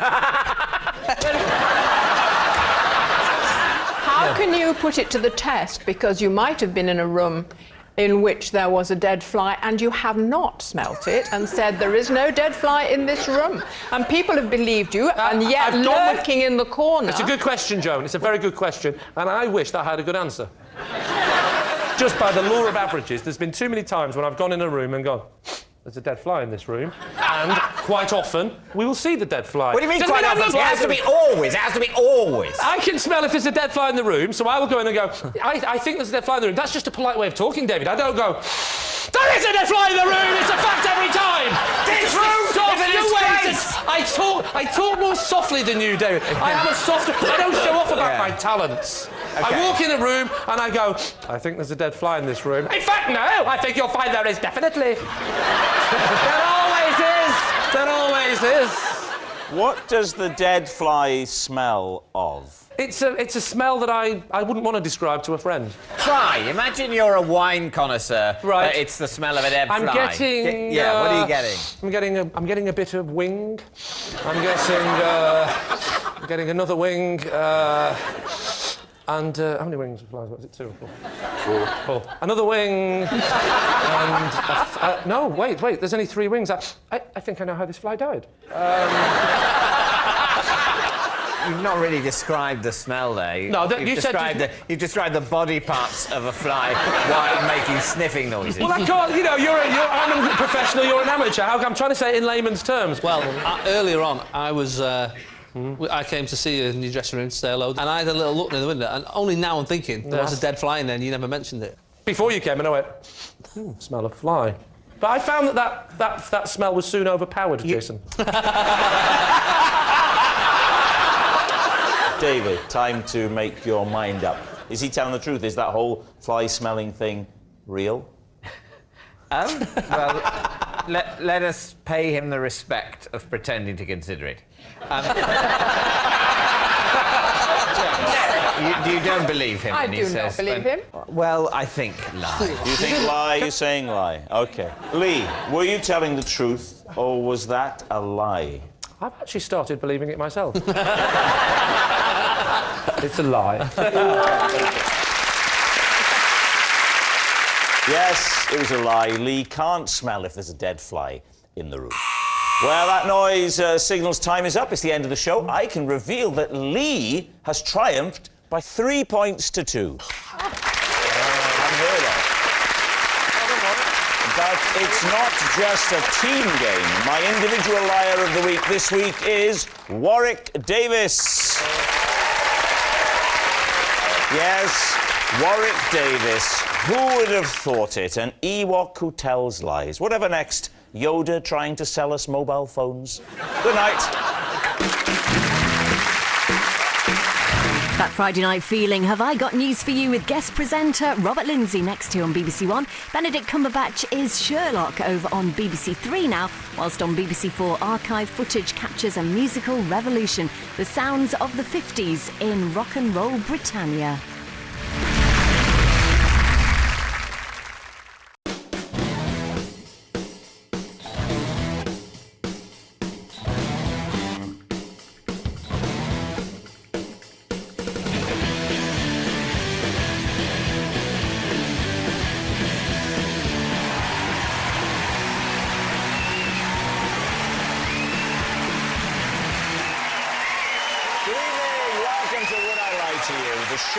With barefaced lies and well-masked truths.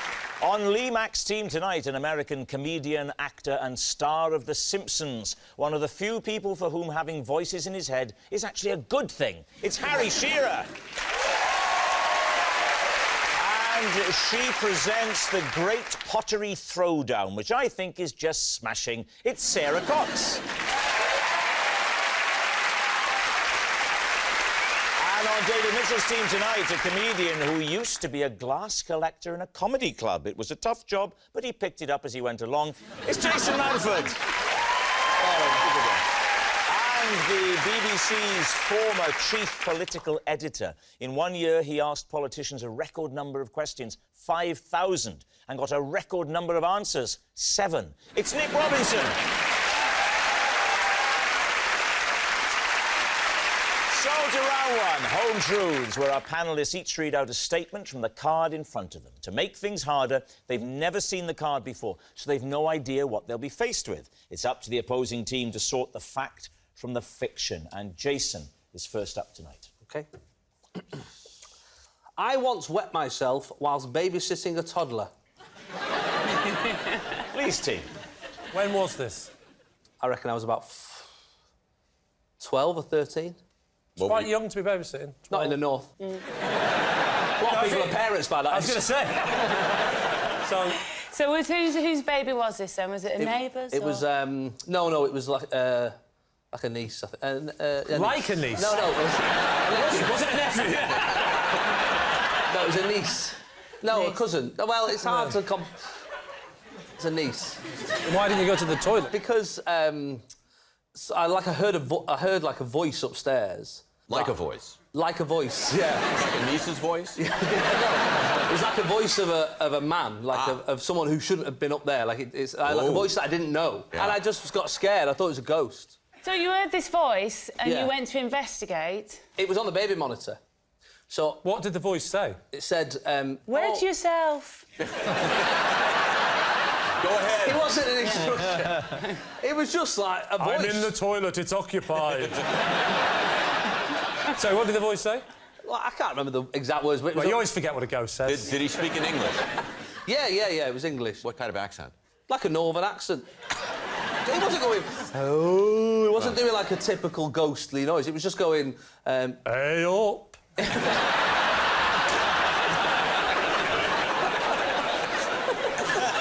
And then did you go upstairs? I went up and there was nothing there. And did you ever get to the bottom of what this voice was? Yeah, I think what had happened was the baby monitor had tuned into one of the neighbours' baby monitors. And I was just listening to someone 3 doors down. When you realised that you'd had an accident because you were frightened. Yeah. Did you then make any attempt to sort of get changed or to dry No, I still... Can I say, Sarah, it's a lovely line of inquiry, but can I just go a step further and ask the extent of the spillage? Because, well, no, there's the full-on, there's the deluge. Then there's something that some of the more middle-aged men on the panel might be aware of, which is the sitting and... Oh, not again. Rob, can I just say you're saying this out loud? Was it age-related seepage, or did the levee break? Are you, Rob, are you hoping to become... Because there are many products for gentlemen of that age with that problem. Are you hoping to become the face of them? Only if you're wearing a bridesmaid will you have real peace of mind.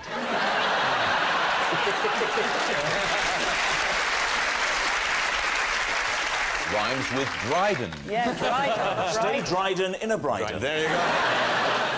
Dryden? Dried on. Yeah. With a Bryden. With a Bryden, you'll be dried on. It has, it's dried on. It's dried on. So you go up, you get to the niece's bedroom, you check on her. Yeah. When does the penny drop? I went up, grabbed the child who was asleep in her cot. Yeah. I went out the front door and my... You actually ran out there? Yeah, I did. Screaming what? I didn't scream, Lee. What, I will just... you wet yourself? Well... Don't try and keep dignity with this story. I didn't scream, I just wet my pants. So my auntie and uncle lived round the corner, so I just went round there. And what did you say to them?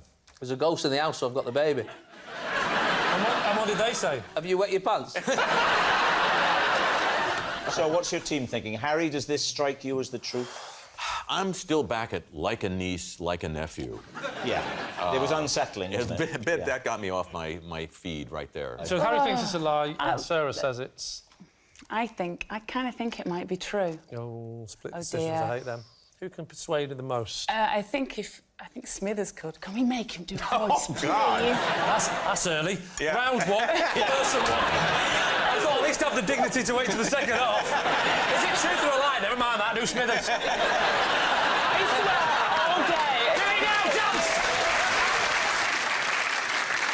all day. OK, we'll go with Harry and say it's a lie. Say it's a lie. OK, Jason, truth or lie? It is true. Go. It's true. Jason did wet himself whilst babysitting a toddler. Sarah, you're next. OK. I know how to properly wash a cow. David's team. How do you properly wash a cow? With water. And soap. Oh. And determination. Why do you have to wash a cow? I have to get dirty. Yeah, you need to wash a cow if you're gonna show your cow, like at a county show or something. All right. What sort of soap would you use for a cow? A typical soap, or was it a special agricultural soap? Use Fairy liquid. Just the one brand, just Fairy. I mean, you could use a citrusy, lemony, fresh one. I think that would make the milk taste lemony. Yeah. But the steak would be lovely. That's true. That's it. It's always... Because everyone likes a bit of lemon on their steak, don't they? Well, yes, Lee. Do you they? often marinate a snake. Yeah, you certainly made me look an idiot there, Rob. Watch this. Messing with you again. Yeah. Yes, Lee, because... You said snake, can't do it again. And every time you say it, I'll shout snake. So why did you have to wash a You cow? marinate a steak in lemon. Save it for tonight when you're in bed with your wife. I'm just marinating the snake.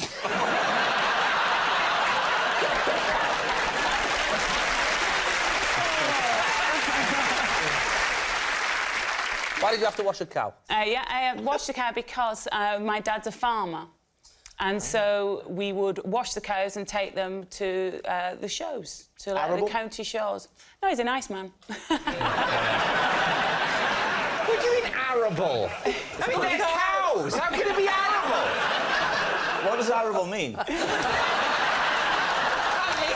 Arable is crops. It's crops. Oh, Yeah, well, wheat. Well, have you never heard of animals? Duh. Have you never heard of a farmer who has a little bit of arable and a little bit of pastoral? Well, that would be mixed farming, not arable farming. Which was going to be my third option. What breed of cows were they? They are the brown and white ones. Don't get too technical. They're called Herefords. Oh. What were their names, your cows? Well, there's a long line of Dianas. Diana's? Diana Yeah. the cow. Diana What the would cow. you mean by long line? Well, Diana would have a daughter, and then that'd be another Diana. And then the initial Diana becomes Steak Diana.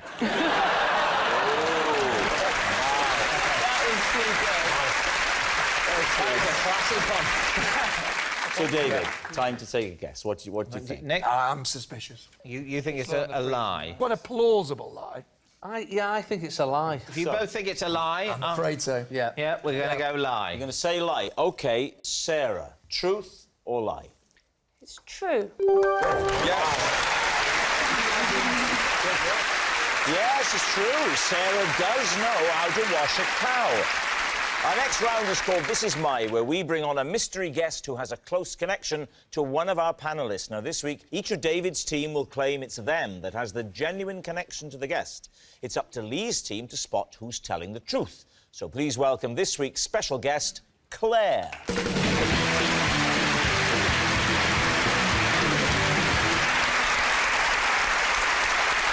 So, Nick, what is Claire to you? Well, this is Claire. I was once so peckish that I broke into her cottage to steal a tube of Pringles. Jason, how do you know Claire? This is Claire. I once called her to drive my car from the roof of a multi-storey car park because I was too scared to. Right. David, what is your relationship with Claire? This is Claire, and she is my dentist, whose earring I swallowed mid-procedure. Well, there we have it. Is Claire Nick's burgled buddy, Jason's multi-storey mate, or David's dozy dentist? Lee's team, where'd you start? Jason, let's start with you. How old were you? I was, like, 20. Have you just started driving at this point? Yeah, I just passed. So you'd managed to get to the top? Yeah. Why did you find going down worse than going up? It was a different way down than it was coming up. One of them, like, really tight spirals. But it was a spiral going up, too, wasn't it? No, it was up the ramp and then along the car park and then up the next ramp and along the car park, so... Did you know Claire before? Who is she? What's the She's a relationship? friend's mum. Friend's mum? Yeah. Auntie, niece, all the whole thing. Which friend? Steve. Oh, so Steve. So Steve, your age? Steve's my age, yeah. And that... I mean, you look about the same age. That's the mum. She's like 55. That's I don't know. I'll tell you what, Jason, if it's not your person and you're not telling the truth... No, I know... This is going to be a hell of a green room conversation. No, she looks phenomenal for it, I'm just saying. Keep going. Why did you call Claire of all people? Oh, where Parks was at the Arndale Centre in Manchester, and Claire works there. What does Claire do? Where does she work? Oh, I think it's one of the jewellers in... Hang on a minute, how did you ring her?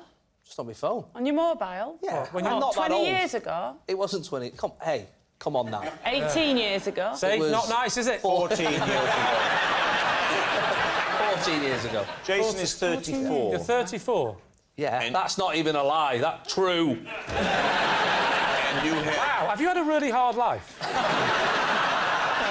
Yeah. And you had Claire's work number on your cell phone. She had a mobile number as well. So, sorry, Like Steve's you mum's had number. your mate's mum's number on your mobile? Yes, I had my friend's mum's number. What have you got it down as? Sweet Cheeks, Claire... Steve's mum. OK, who would you like to question next? OK, Nick. So you broke into this lady's house for Pringles, did you say? You mean the crisp or the jumper? So where did all this happen, Nick? Paint the picture for us. Where are we? We're on holiday. We're on holiday. Where? People at home are now banging the TV. Somebody hit pause. Where were you? I was in Italy. Italy. Italy. Well, that's narrowed it down. Where in Italy were you? I was in... Pause. I'll give you a clue. Could be Rome. Venice, Florence. That's just... Near Florence. You were near Florence. How do you and Claire know each other? She was also on holiday. I want to know, did you know Claire before you went to Italy? I did. So you're near Florence, you've got... You've hired some cottages close to each other? Exactly. And what happens? Well, I'm in my cottage, raiding the larder. Yes. Looking for things to eat. And I thought, I know what I need. Right. Crunchy nut cornflakes. Hey, Rob. They are ludicrously tasty. So how did you get into the cottage? I sort of tried the... You know, you get blinds on a holiday cottage, those sort of shutters. That's the word I'm after. Yeah. So I tried the shutters. Spotting that one was open, I thought, I tell you what, I could probably squeeze in. What time of day was this? Just before lunch. So you got in Why through didn't you wait the for lunch, window. then? Nice work. So the shutter is a little bit open, but isn't on the other side of a shutter a glass window? Yeah, but it wasn't locked. She's not security conscious, this woman. I'm surprised she's working on a jewellery counter, to be honest with you. Oh, have I got these stories mixed up? I think so. How did you get out of the cottage? I opened the door. You opened the door. And I surreptitiously, hiding the Pringle tube down my shorts, Oh, big head. My wife said, are those curiously shaped, Chris? Are you just pleased to see me? What was it? Did you never... Why didn't you go to the shop? Because we're on a holiday. We weren't near a shop. Why did you go on holiday at a place that's not near a shop? That's not a prerequisite of a holiday, is it? Are there shops, though? That's what I need to know. Never mind the view. What I'm hoping for is a Londis, a 2-minute walk. And then did you tell Claire what happened, or are you telling her this now on the telly and she's finding it out for the very first time? That would be a brilliant phone call. We'd like you to come along to see your old friend Nick. Why? There's something he wants to tell you. When did she find out? I think my children revealed the secret. Wouldn't it have been easier to have one of them go through the window? That is a very good point. Why did you do that, Fagin?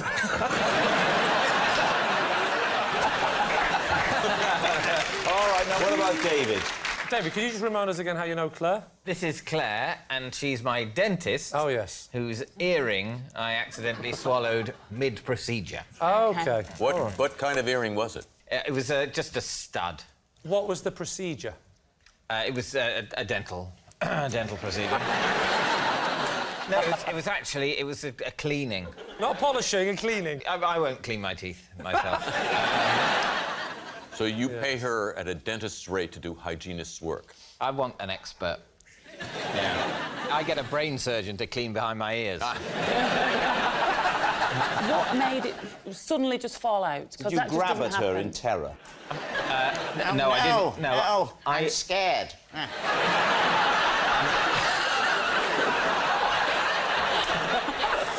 You make me seem so sexy. No, I think it was just simply gravity. Something has to ruffle your ears. Yes. You Oh, have to- David, you Yeah. didn't. Goodness sake, man. You can't blame it on the Novocaine. You knew what you were doing. So you're laying back Yeah. in the dentist chair or the hygienist chair. Yes. And she's leaning over you to use the cleaning apparatus. Yeah. It's hard to swallow even liquid when the hygienist is working in your mouth. How did you manage to swallow an earring? Well, I didn't try to. It just went... And I felt just a slight... So you didn't swallow at the time? I felt nothing more than a sort of... No, I didn't go, ooh. So you swallow the earring. Do you get the earring back and give it to Claire at your next appointment? Yeah, that's a good question. Did it ever get back to Claire? It did not. Did it? I'm sorry, I wasn't prepared to do that. Were you sat on the toilet at any point and there was a sort of definite clink noise as metal hit porcelain? No, I think it must have been deeply embedded in...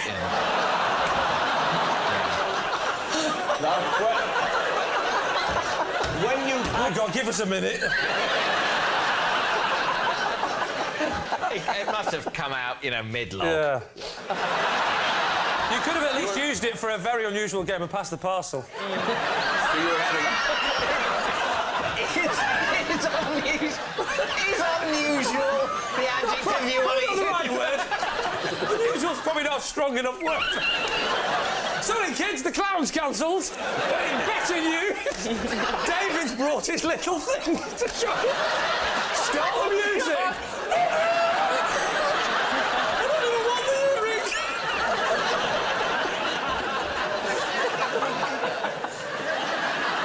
All right, well, we need an answer. What do we think? Because they're all sounding unbelievable to me. I tend to believe Jason. Jason, you think he panicked getting out of the car park? Sarah, what do we think? Well, I don't know. I don't know if Nick was being vague on purpose about where the cottage was. When they come to him outside of number 10, have you ever noticed some, like, crumbs of crisp just falling from his mouth at the last minute before he goes... And in the background, a slightly opened window. What about David, though? I mean, you're not we even... were actually entertaining that. So, what are you going to say? I say Jason. You say Jason? Oh, so I'm drawn towards Nick's story being true, but I don't know. I'm happy to go with the boss man here. I think we might have to go with Jason. You're going to say it's Jason. OK. Claire, would you please reveal your true identity? My name is Claire, and Nick stole my Pringles. Thank you very much, Claire.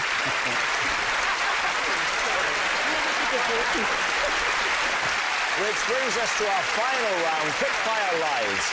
And we start with... It's Lee. Possession. Lee, if you step out from behind the desk, read the card first. When I ran out of petrol with my kids in the car, the only way I could get to the nearest garage quickly was on this.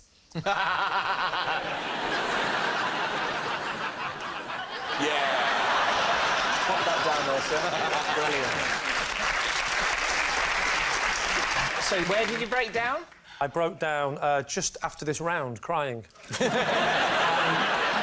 It was a country lane. Whereabouts in the world? It was just somewhere around Oxfordshire. You're from Oxfordshire, aren't you? Yes. Let's change that. Somewhere just around Oxfordshire. And this was in the car? This was not in the car. This belonged to a farmer. Belonged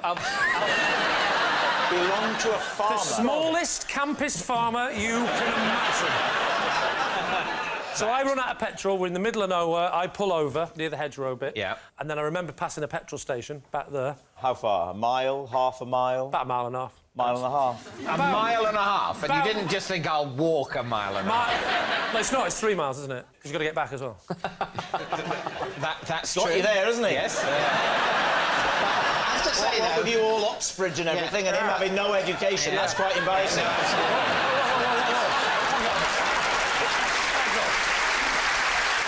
But still, 3 miles, that's not that far. 3 miles is a long way when you've got children in the car crying. Well, hold on then. If you did 3 miles on it, you can definitely do 4 yards. So let's have a look at you on the bike.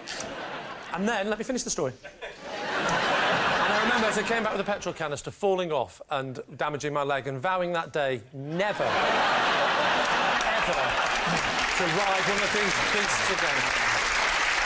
Would you like me to demonstrate me riding the bike? I think so. I'll kill you for this. Go around the back, round to the side of Sarah. You can do it from there. OK, I'm not feeling as young as I used to be, so I may not be able to do a wheelie. Right. Is it all coming back? And he had the petrol can as well, of course.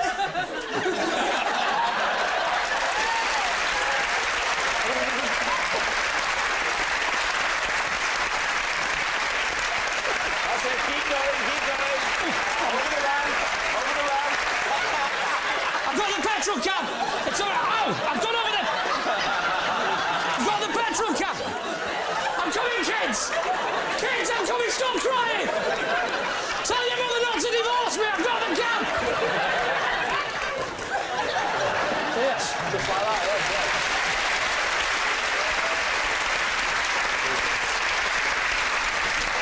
Now I can see it would have been a big help. Can I make an comment? You're very out of breath. Yes, I am. And you've done one lap of this. Now, you're telling us that you cycled 3 miles. Yes. Do you remember having a coronary arrest at the end of the journey? I was a lot younger in those days. Why? When was it? This was just after Christmas. Lee, what are you doing? I'm thinking in a minute I'm going to go wheelie the bike to the edge. They're saying in my ear it seems like a very bad idea. I say, let him have a go. Oh, they're saying to you, this is a bad idea. How do you think I feel? What, you mean the day people have said, pretend that you stole a child's bike and went to a petrol station, and they're saying I'm the one with the bad idea?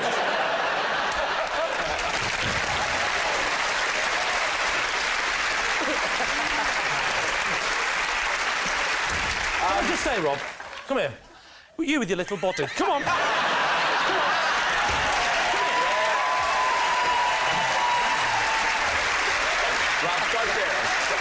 Will you help me onto it? Right, I'll sit here and do the easy bit. Right, I think I'm just going to make him cycle round for a while. I'm doing rock ride. Oh.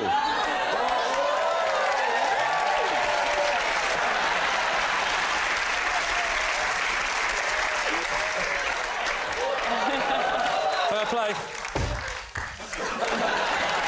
Do you want me to help you onto the seat? Oh, jump!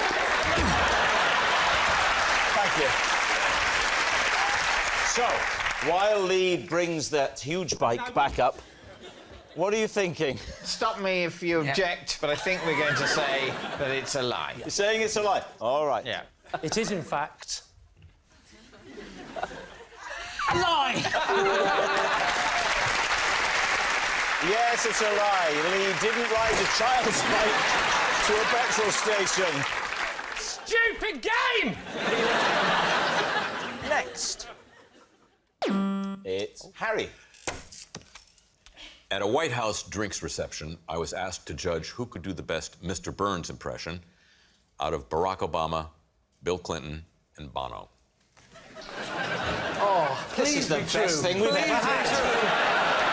Yes. What was the occasion? They were honoring musicians. They have about 4 or 5 of these a year at the White House. And why was there a Mr. Burns, a competition to sound like Mr. Burns at a musical event? I was there, and I think they thought it would be a cute idea to have me, judge the thing, because people are always asking me to do these. Do you generally say no when people ask? No, I don't. Good, do it. I mean, I'd rather not ride a miniature pink bike. Yeah. But, we all go with the cards we're dealt. All right, so I will tell you about your riding the pink bike that you were excellent.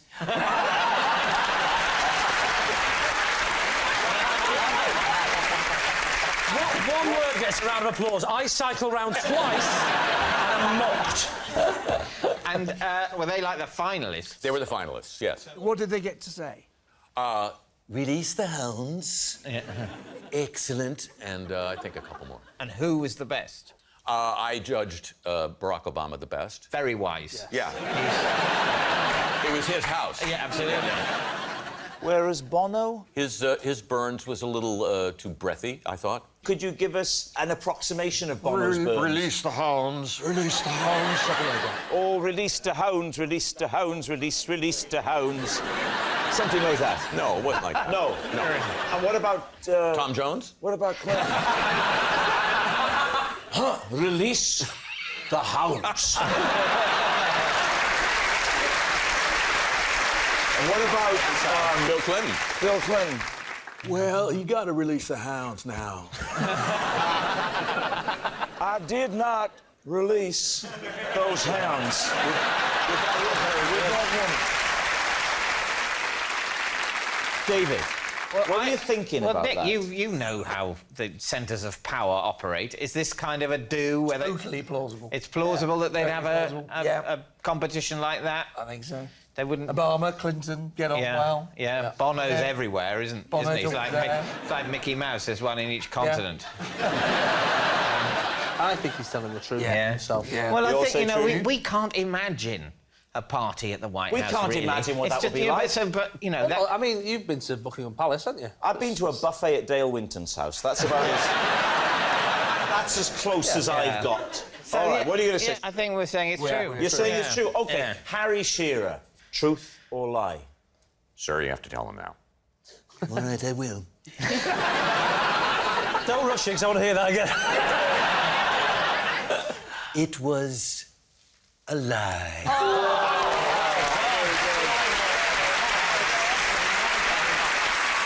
Well, that noise signals time is up, and it's the end of the show, and I can reveal that David's team have won by 3 points to 2. Thanks for watching. Good night.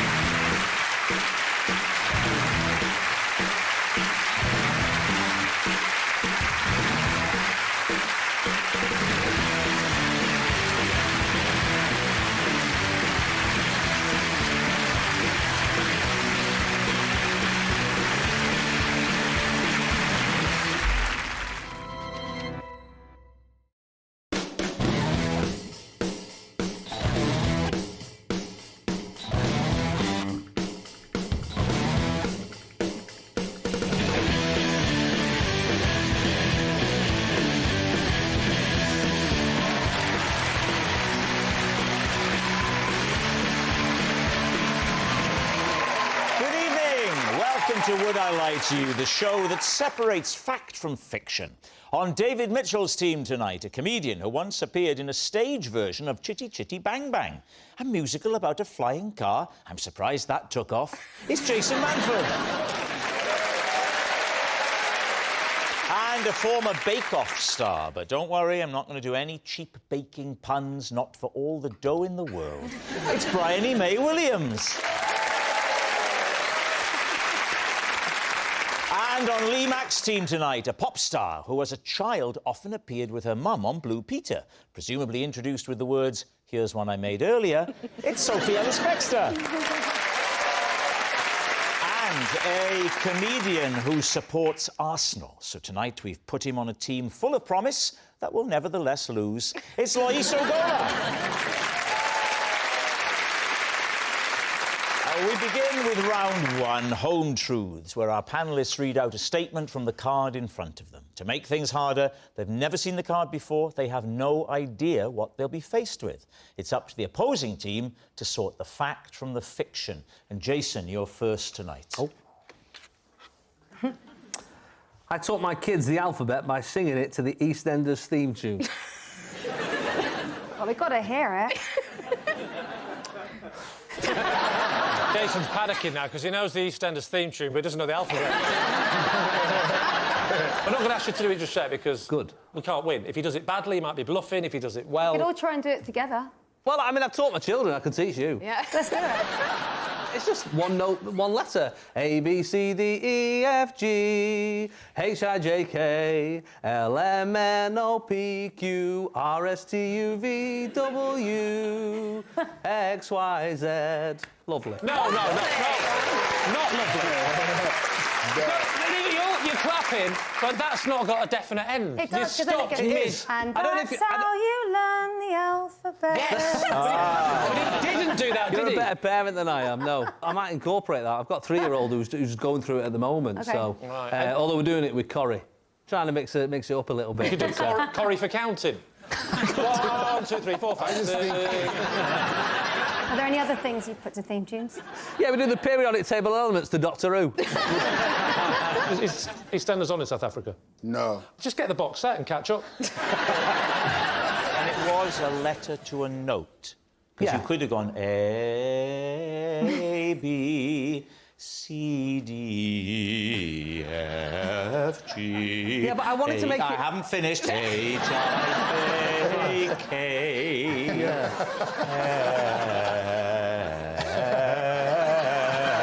M, N, O, P, Q, R, S, T, U, V, W, Just X, stick another Y, song on the end. That's another way. Sophie, I don't want to put you in this invidious position, but as a pop star, if you had to choose between one or the other, which would you go for? I did really enjoy Thanks yours, very yeah. much. Fair enough. Fair enough. All right. Is it true? I don't know, I was just thinking about you saying, who would you choose, me or Jason? I can't help thinking she'd be swiping left for both. I can't help thinking she'd be swiping right for both. I don't know which way around it is, but you can use that in the edit. I think it's not true. Sophie? I'm going to say it's a lie. Yeah. I think it's a lie. Jason, truth or lie? It is a lie. Yes, it's a lie. Jason didn't teach his kids the alphabet using the EastEnders theme. Briony, you're next. Oh. When Paul Hollywood fell asleep in the tent at the Bake Off wrap party, Prue and I piped icing on his face and sprinkled him with hundreds and thousands. It's a lovely thought. Lee's team. Did he wake up when you were doing this? No. Whose idea was it? It was Prue's idea. Was it? Did she have to persuade you, or were you well up for it? Oh, no, I was well up for it. We should check, Loyiso, do you know what we're talking about? Is this on in South Africa? I have no idea what you guys are talking about. It's a televised baking competition. Okay, cool. I get that. You don't have Bake Off over there? We would describe it to you, but we know your reaction would be, and that's a television programme. I'm surprised this is a television program.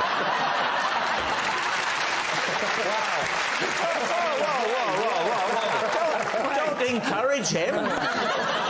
Now, what happened when he woke up, then? Give us his reaction. Okay, hold on. Is he one of the contestants? He's the judge. He's the judge. Paul Hollywood is quite... Like, a lot of people fancy him, and there's a moment where, if he shakes your hand, you've done exceptionally well. It's called the Hollywood handshake. Yeah. When I was on, I got the Hollywood handshake. I never got one. Yeah. No. Never got one. Annoying, though. Took my hand away. My watch was gone. So Very annoying. tell us, that's Briony, fine, okay. when he was roused, how did he... When he was roused from his sleep, what? I'm doing Kenneth Williams. What was his reaction when he woke up?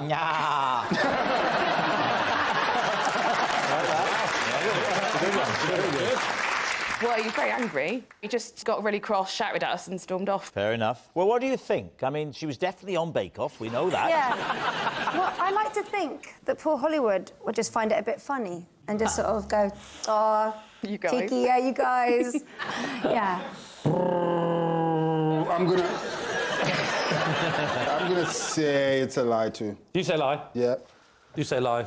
I've got to go with my team. You're going to say it's a lie. OK, Briony, was it true or was it a lie? It was a lie. Oh, there we go.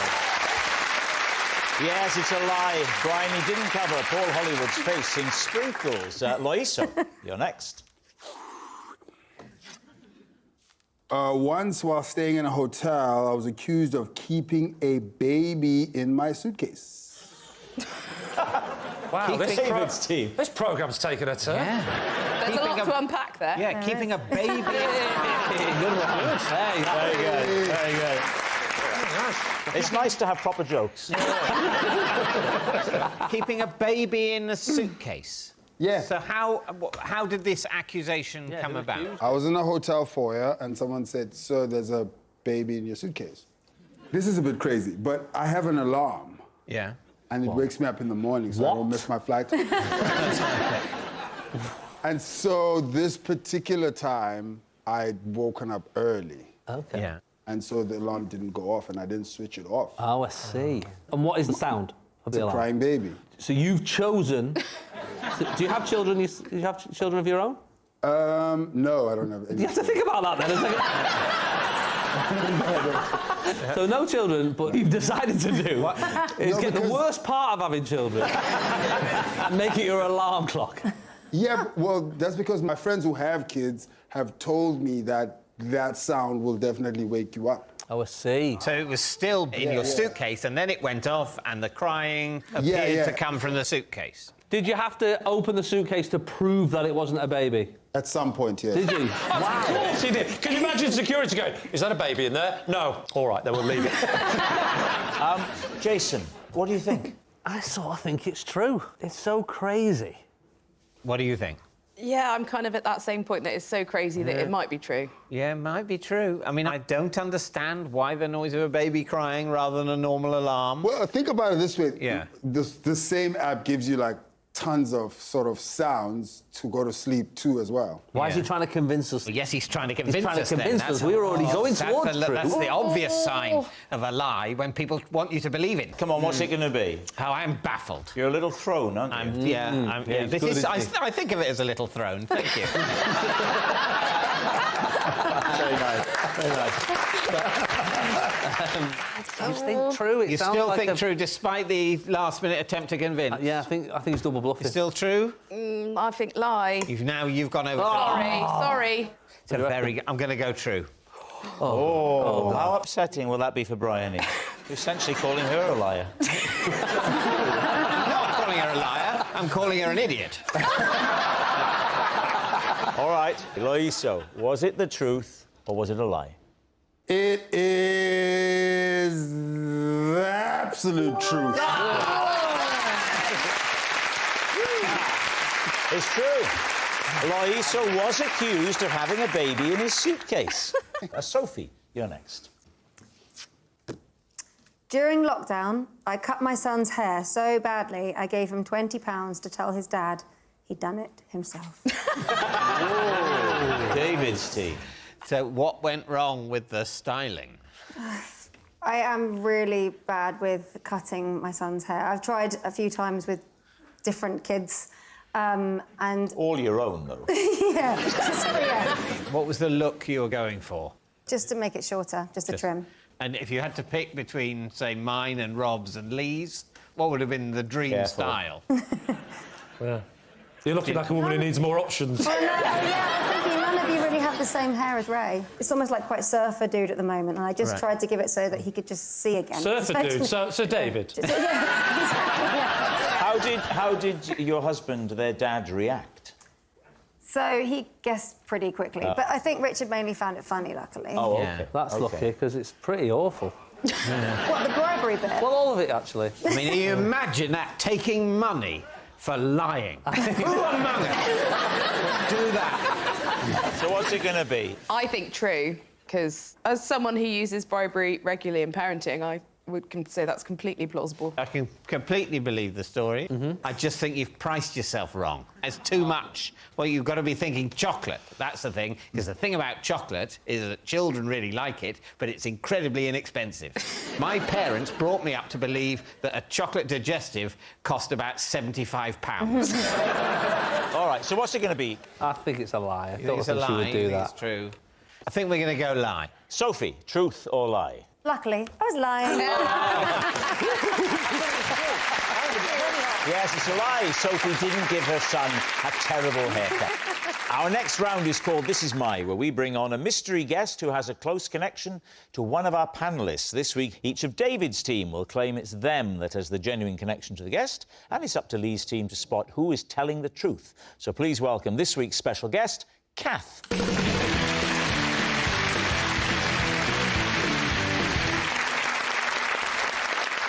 So, Jason, what is Kath to you? This is Kath. She got angry with me because I couldn't stop eating her dog sausages. Right. Jason's sausage saviour. Briony, how do you know Kath? This is Kath. I had to strip her of first prize in a baking contest when I found out that somebody else had made her cake. Right, Briony's bogus baker. And finally, David, what is your relationship with Kath? This is Kath. Together, we recently enjoyed a 5-mile ride on a tandem. So there we have it. Is Kath Jason's sausage saviour, Briony's bogus baker, or David's cycling sidekick? Lee, where would you like to begin? Start with Jason. When was this? Gosh, when was this? I mean, give us a decade. It was recent. It was in the last year. In the last year? It was about 4 months ago. How long did it happen for? Just over a year, I think. So for just over a year, you've been eating her dog sausages. That's right. Right. Just one more question. Oh, all right. What the hell are you talking about? Kath has got a cafe. Yeah. And that sells sausages. Right. What's the texture of the sausages? I wasn't expecting that question. They were pork sausages, sliced up, and for dogs. So she's your local cafe owner? That's right, yeah. Right. You go into this cafe fairly regularly? I go into the cafe. Yeah. How often do you go? Like, at one point, every day. Why? Because it's in the square. What does that mean? In the square where I live. It's in the square where you live? Yeah. Where'd you live? Trumpton? I've got an office, and it's near Kath's. Okay, this is during the lockdown? It was during lockdown. Was Kath's cafe open? Only for outside use. These sausages, are they already outside on the table as a treat for the dogs? Yes. Ah. How many tables had sausages on? One, of course. Just one? Just the one. So you weren't allowed to sit at the tables because it was locked down. Oh, so I see. So humans weren't allowed to sit down, but loads of dogs were going, have you been? You're right. Yeah. What sort of dog do you have? No, I don't have a dog. Oh. What makes them different, like, types of sausage? Why would they not be for humans as well? Well, I thought they were. I thought they were sausage samples. Okay. You thought they were to make you go, I'll have number 3, please. Wait. Yeah. Did she reprimand you multiple times or once? Actually, she's never reprimanded me. Well, hang on. If you say you didn't stop, that means it happened multiple times. It can't happen once. Can I say...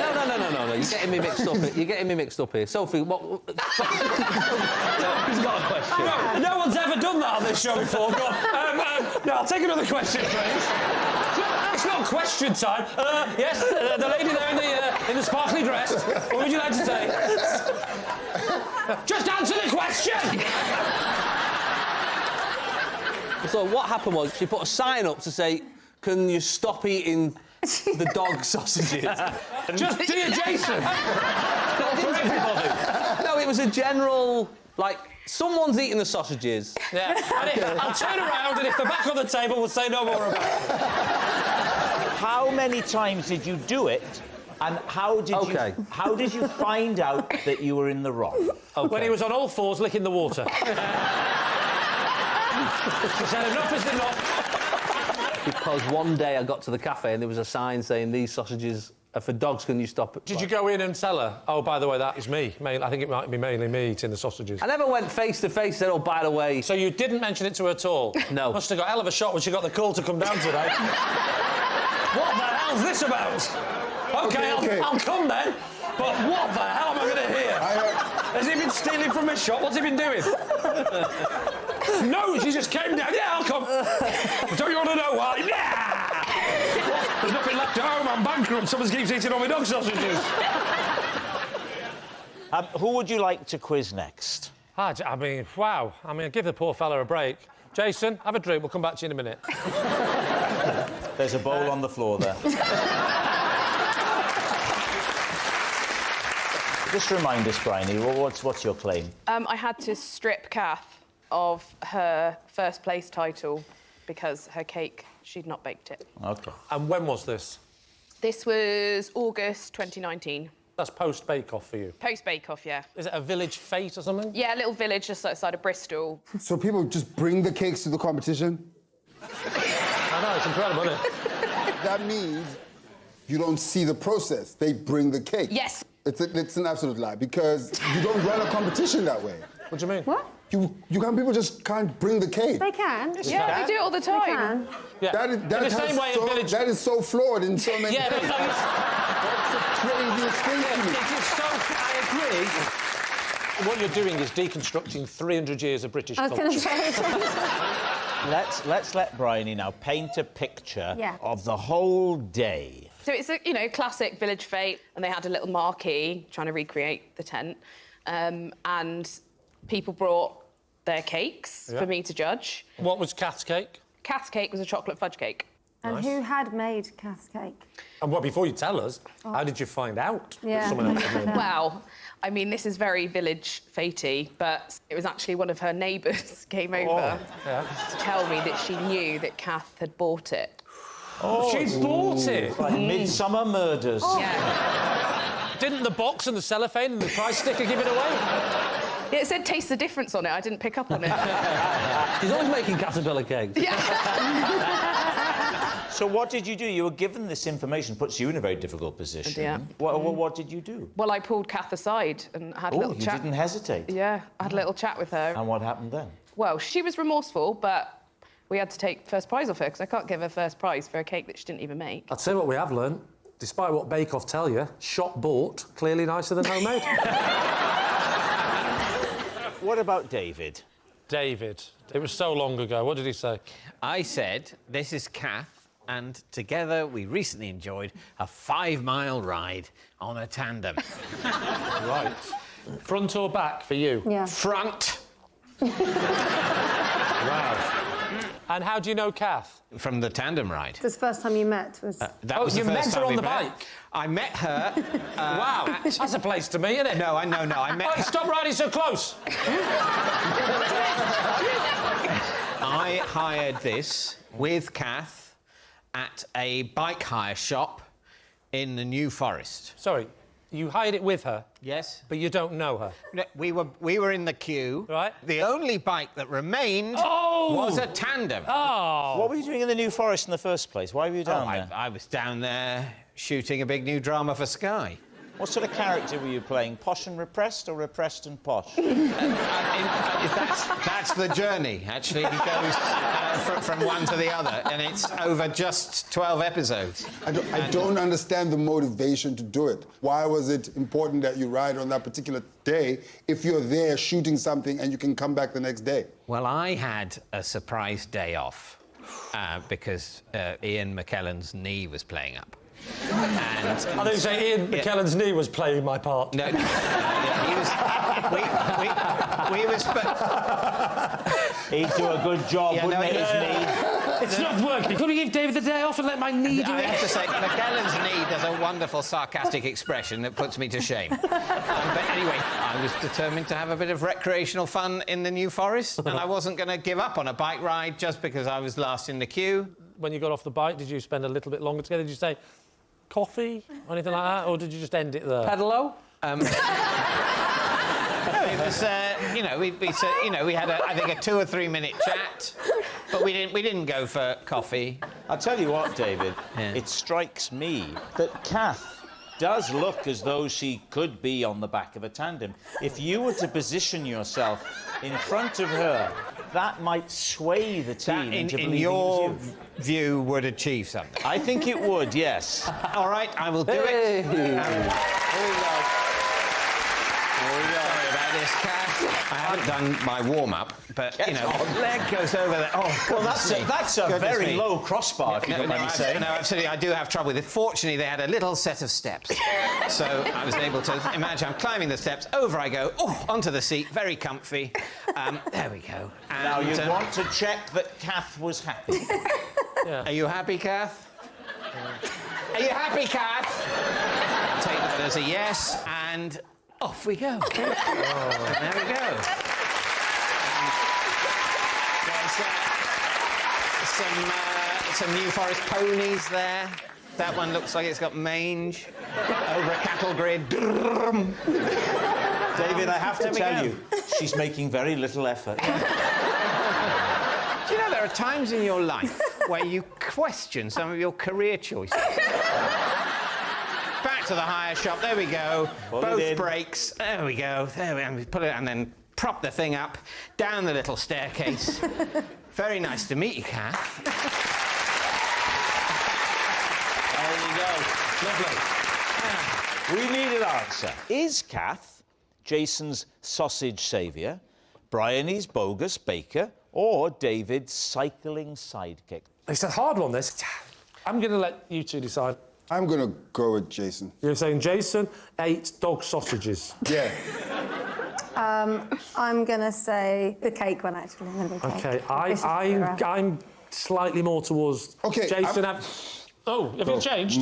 Stop growling. It sounds like you've had dog sausages.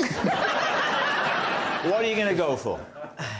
Sausages? We can go sausages. It goes back with the 80s. OK, we are going to go sausages. Yeah. Are you happy with sausage? I'm happy with sausage. Go on. Here we go. I'm not happy with sausage. I think it's cake, but we'll go sausage. Well, go with what you think it is. Cake! You can always compromise and go tandem. I think you're going cake. Kath, would you please reveal your true identity? I'm Kath, and I had to stop Jason eating the dog sausage. Yes, Kath is Jason's sausage saviour. And we can see a picture of the sign that she wrote now. There it is, look. That's it. Please don't take the doggy sausage. It makes them sad. If you're really hungry, we have human treats, you idiot, Jason. Thank you very much indeed, Kath. Thank you.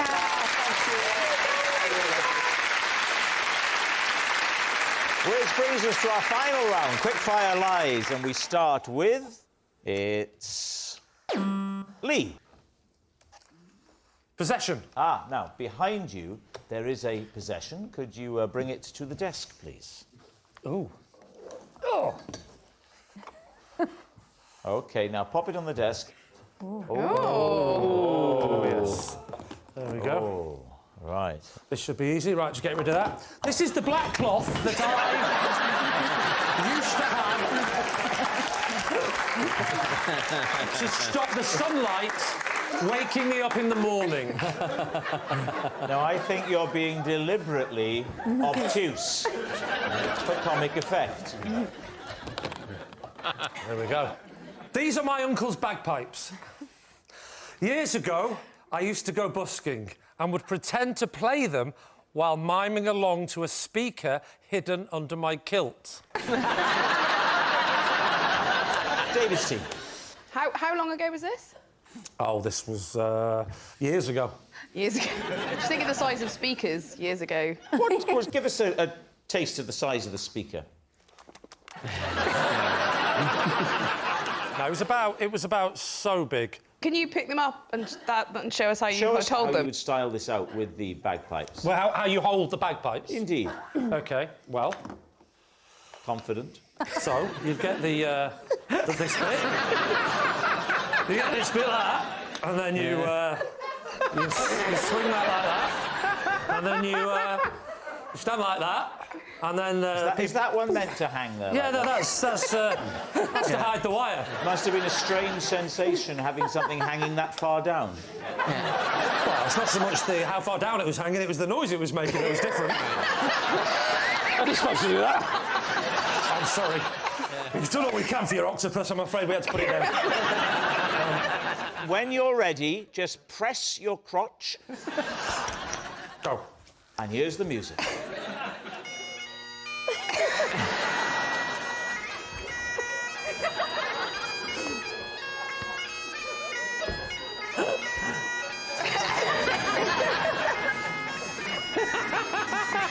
Are you blowing the wrong one? I had it upside down.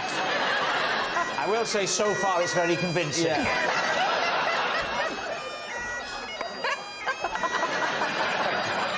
Now, a group of small children have come and sat, and they're transfixed by what they see. Oh, this is lovely. This is...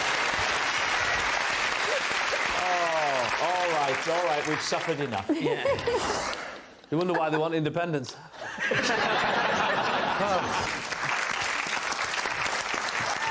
Did anybody ever rumble you? Yeah, I was rumbled, yeah. I was rumbled on a few occasions. Well, there's quite a lot of Scottish people visiting London as well. There is, Were they insulted or did they find you out? You know, They'd say like, "Oh, where are you from?" And I'd. Where are they from? Just about. So what do you think, Briony? Truth or lie? I'm thinking lie. OK, Jason. I mean, I want it to be true so bad, but it just can't be. David, you're clearly going to go with your team. On this occasion, I am. They're saying it's a lie. Lee, truth or lie? It was, in fact, a lie. It's a lie. Lee didn't pretend to play the bagpipes. Well, that noise signals time is up. It's the end of the show, and I can reveal that David's team have 4 points and Lee's team have 2.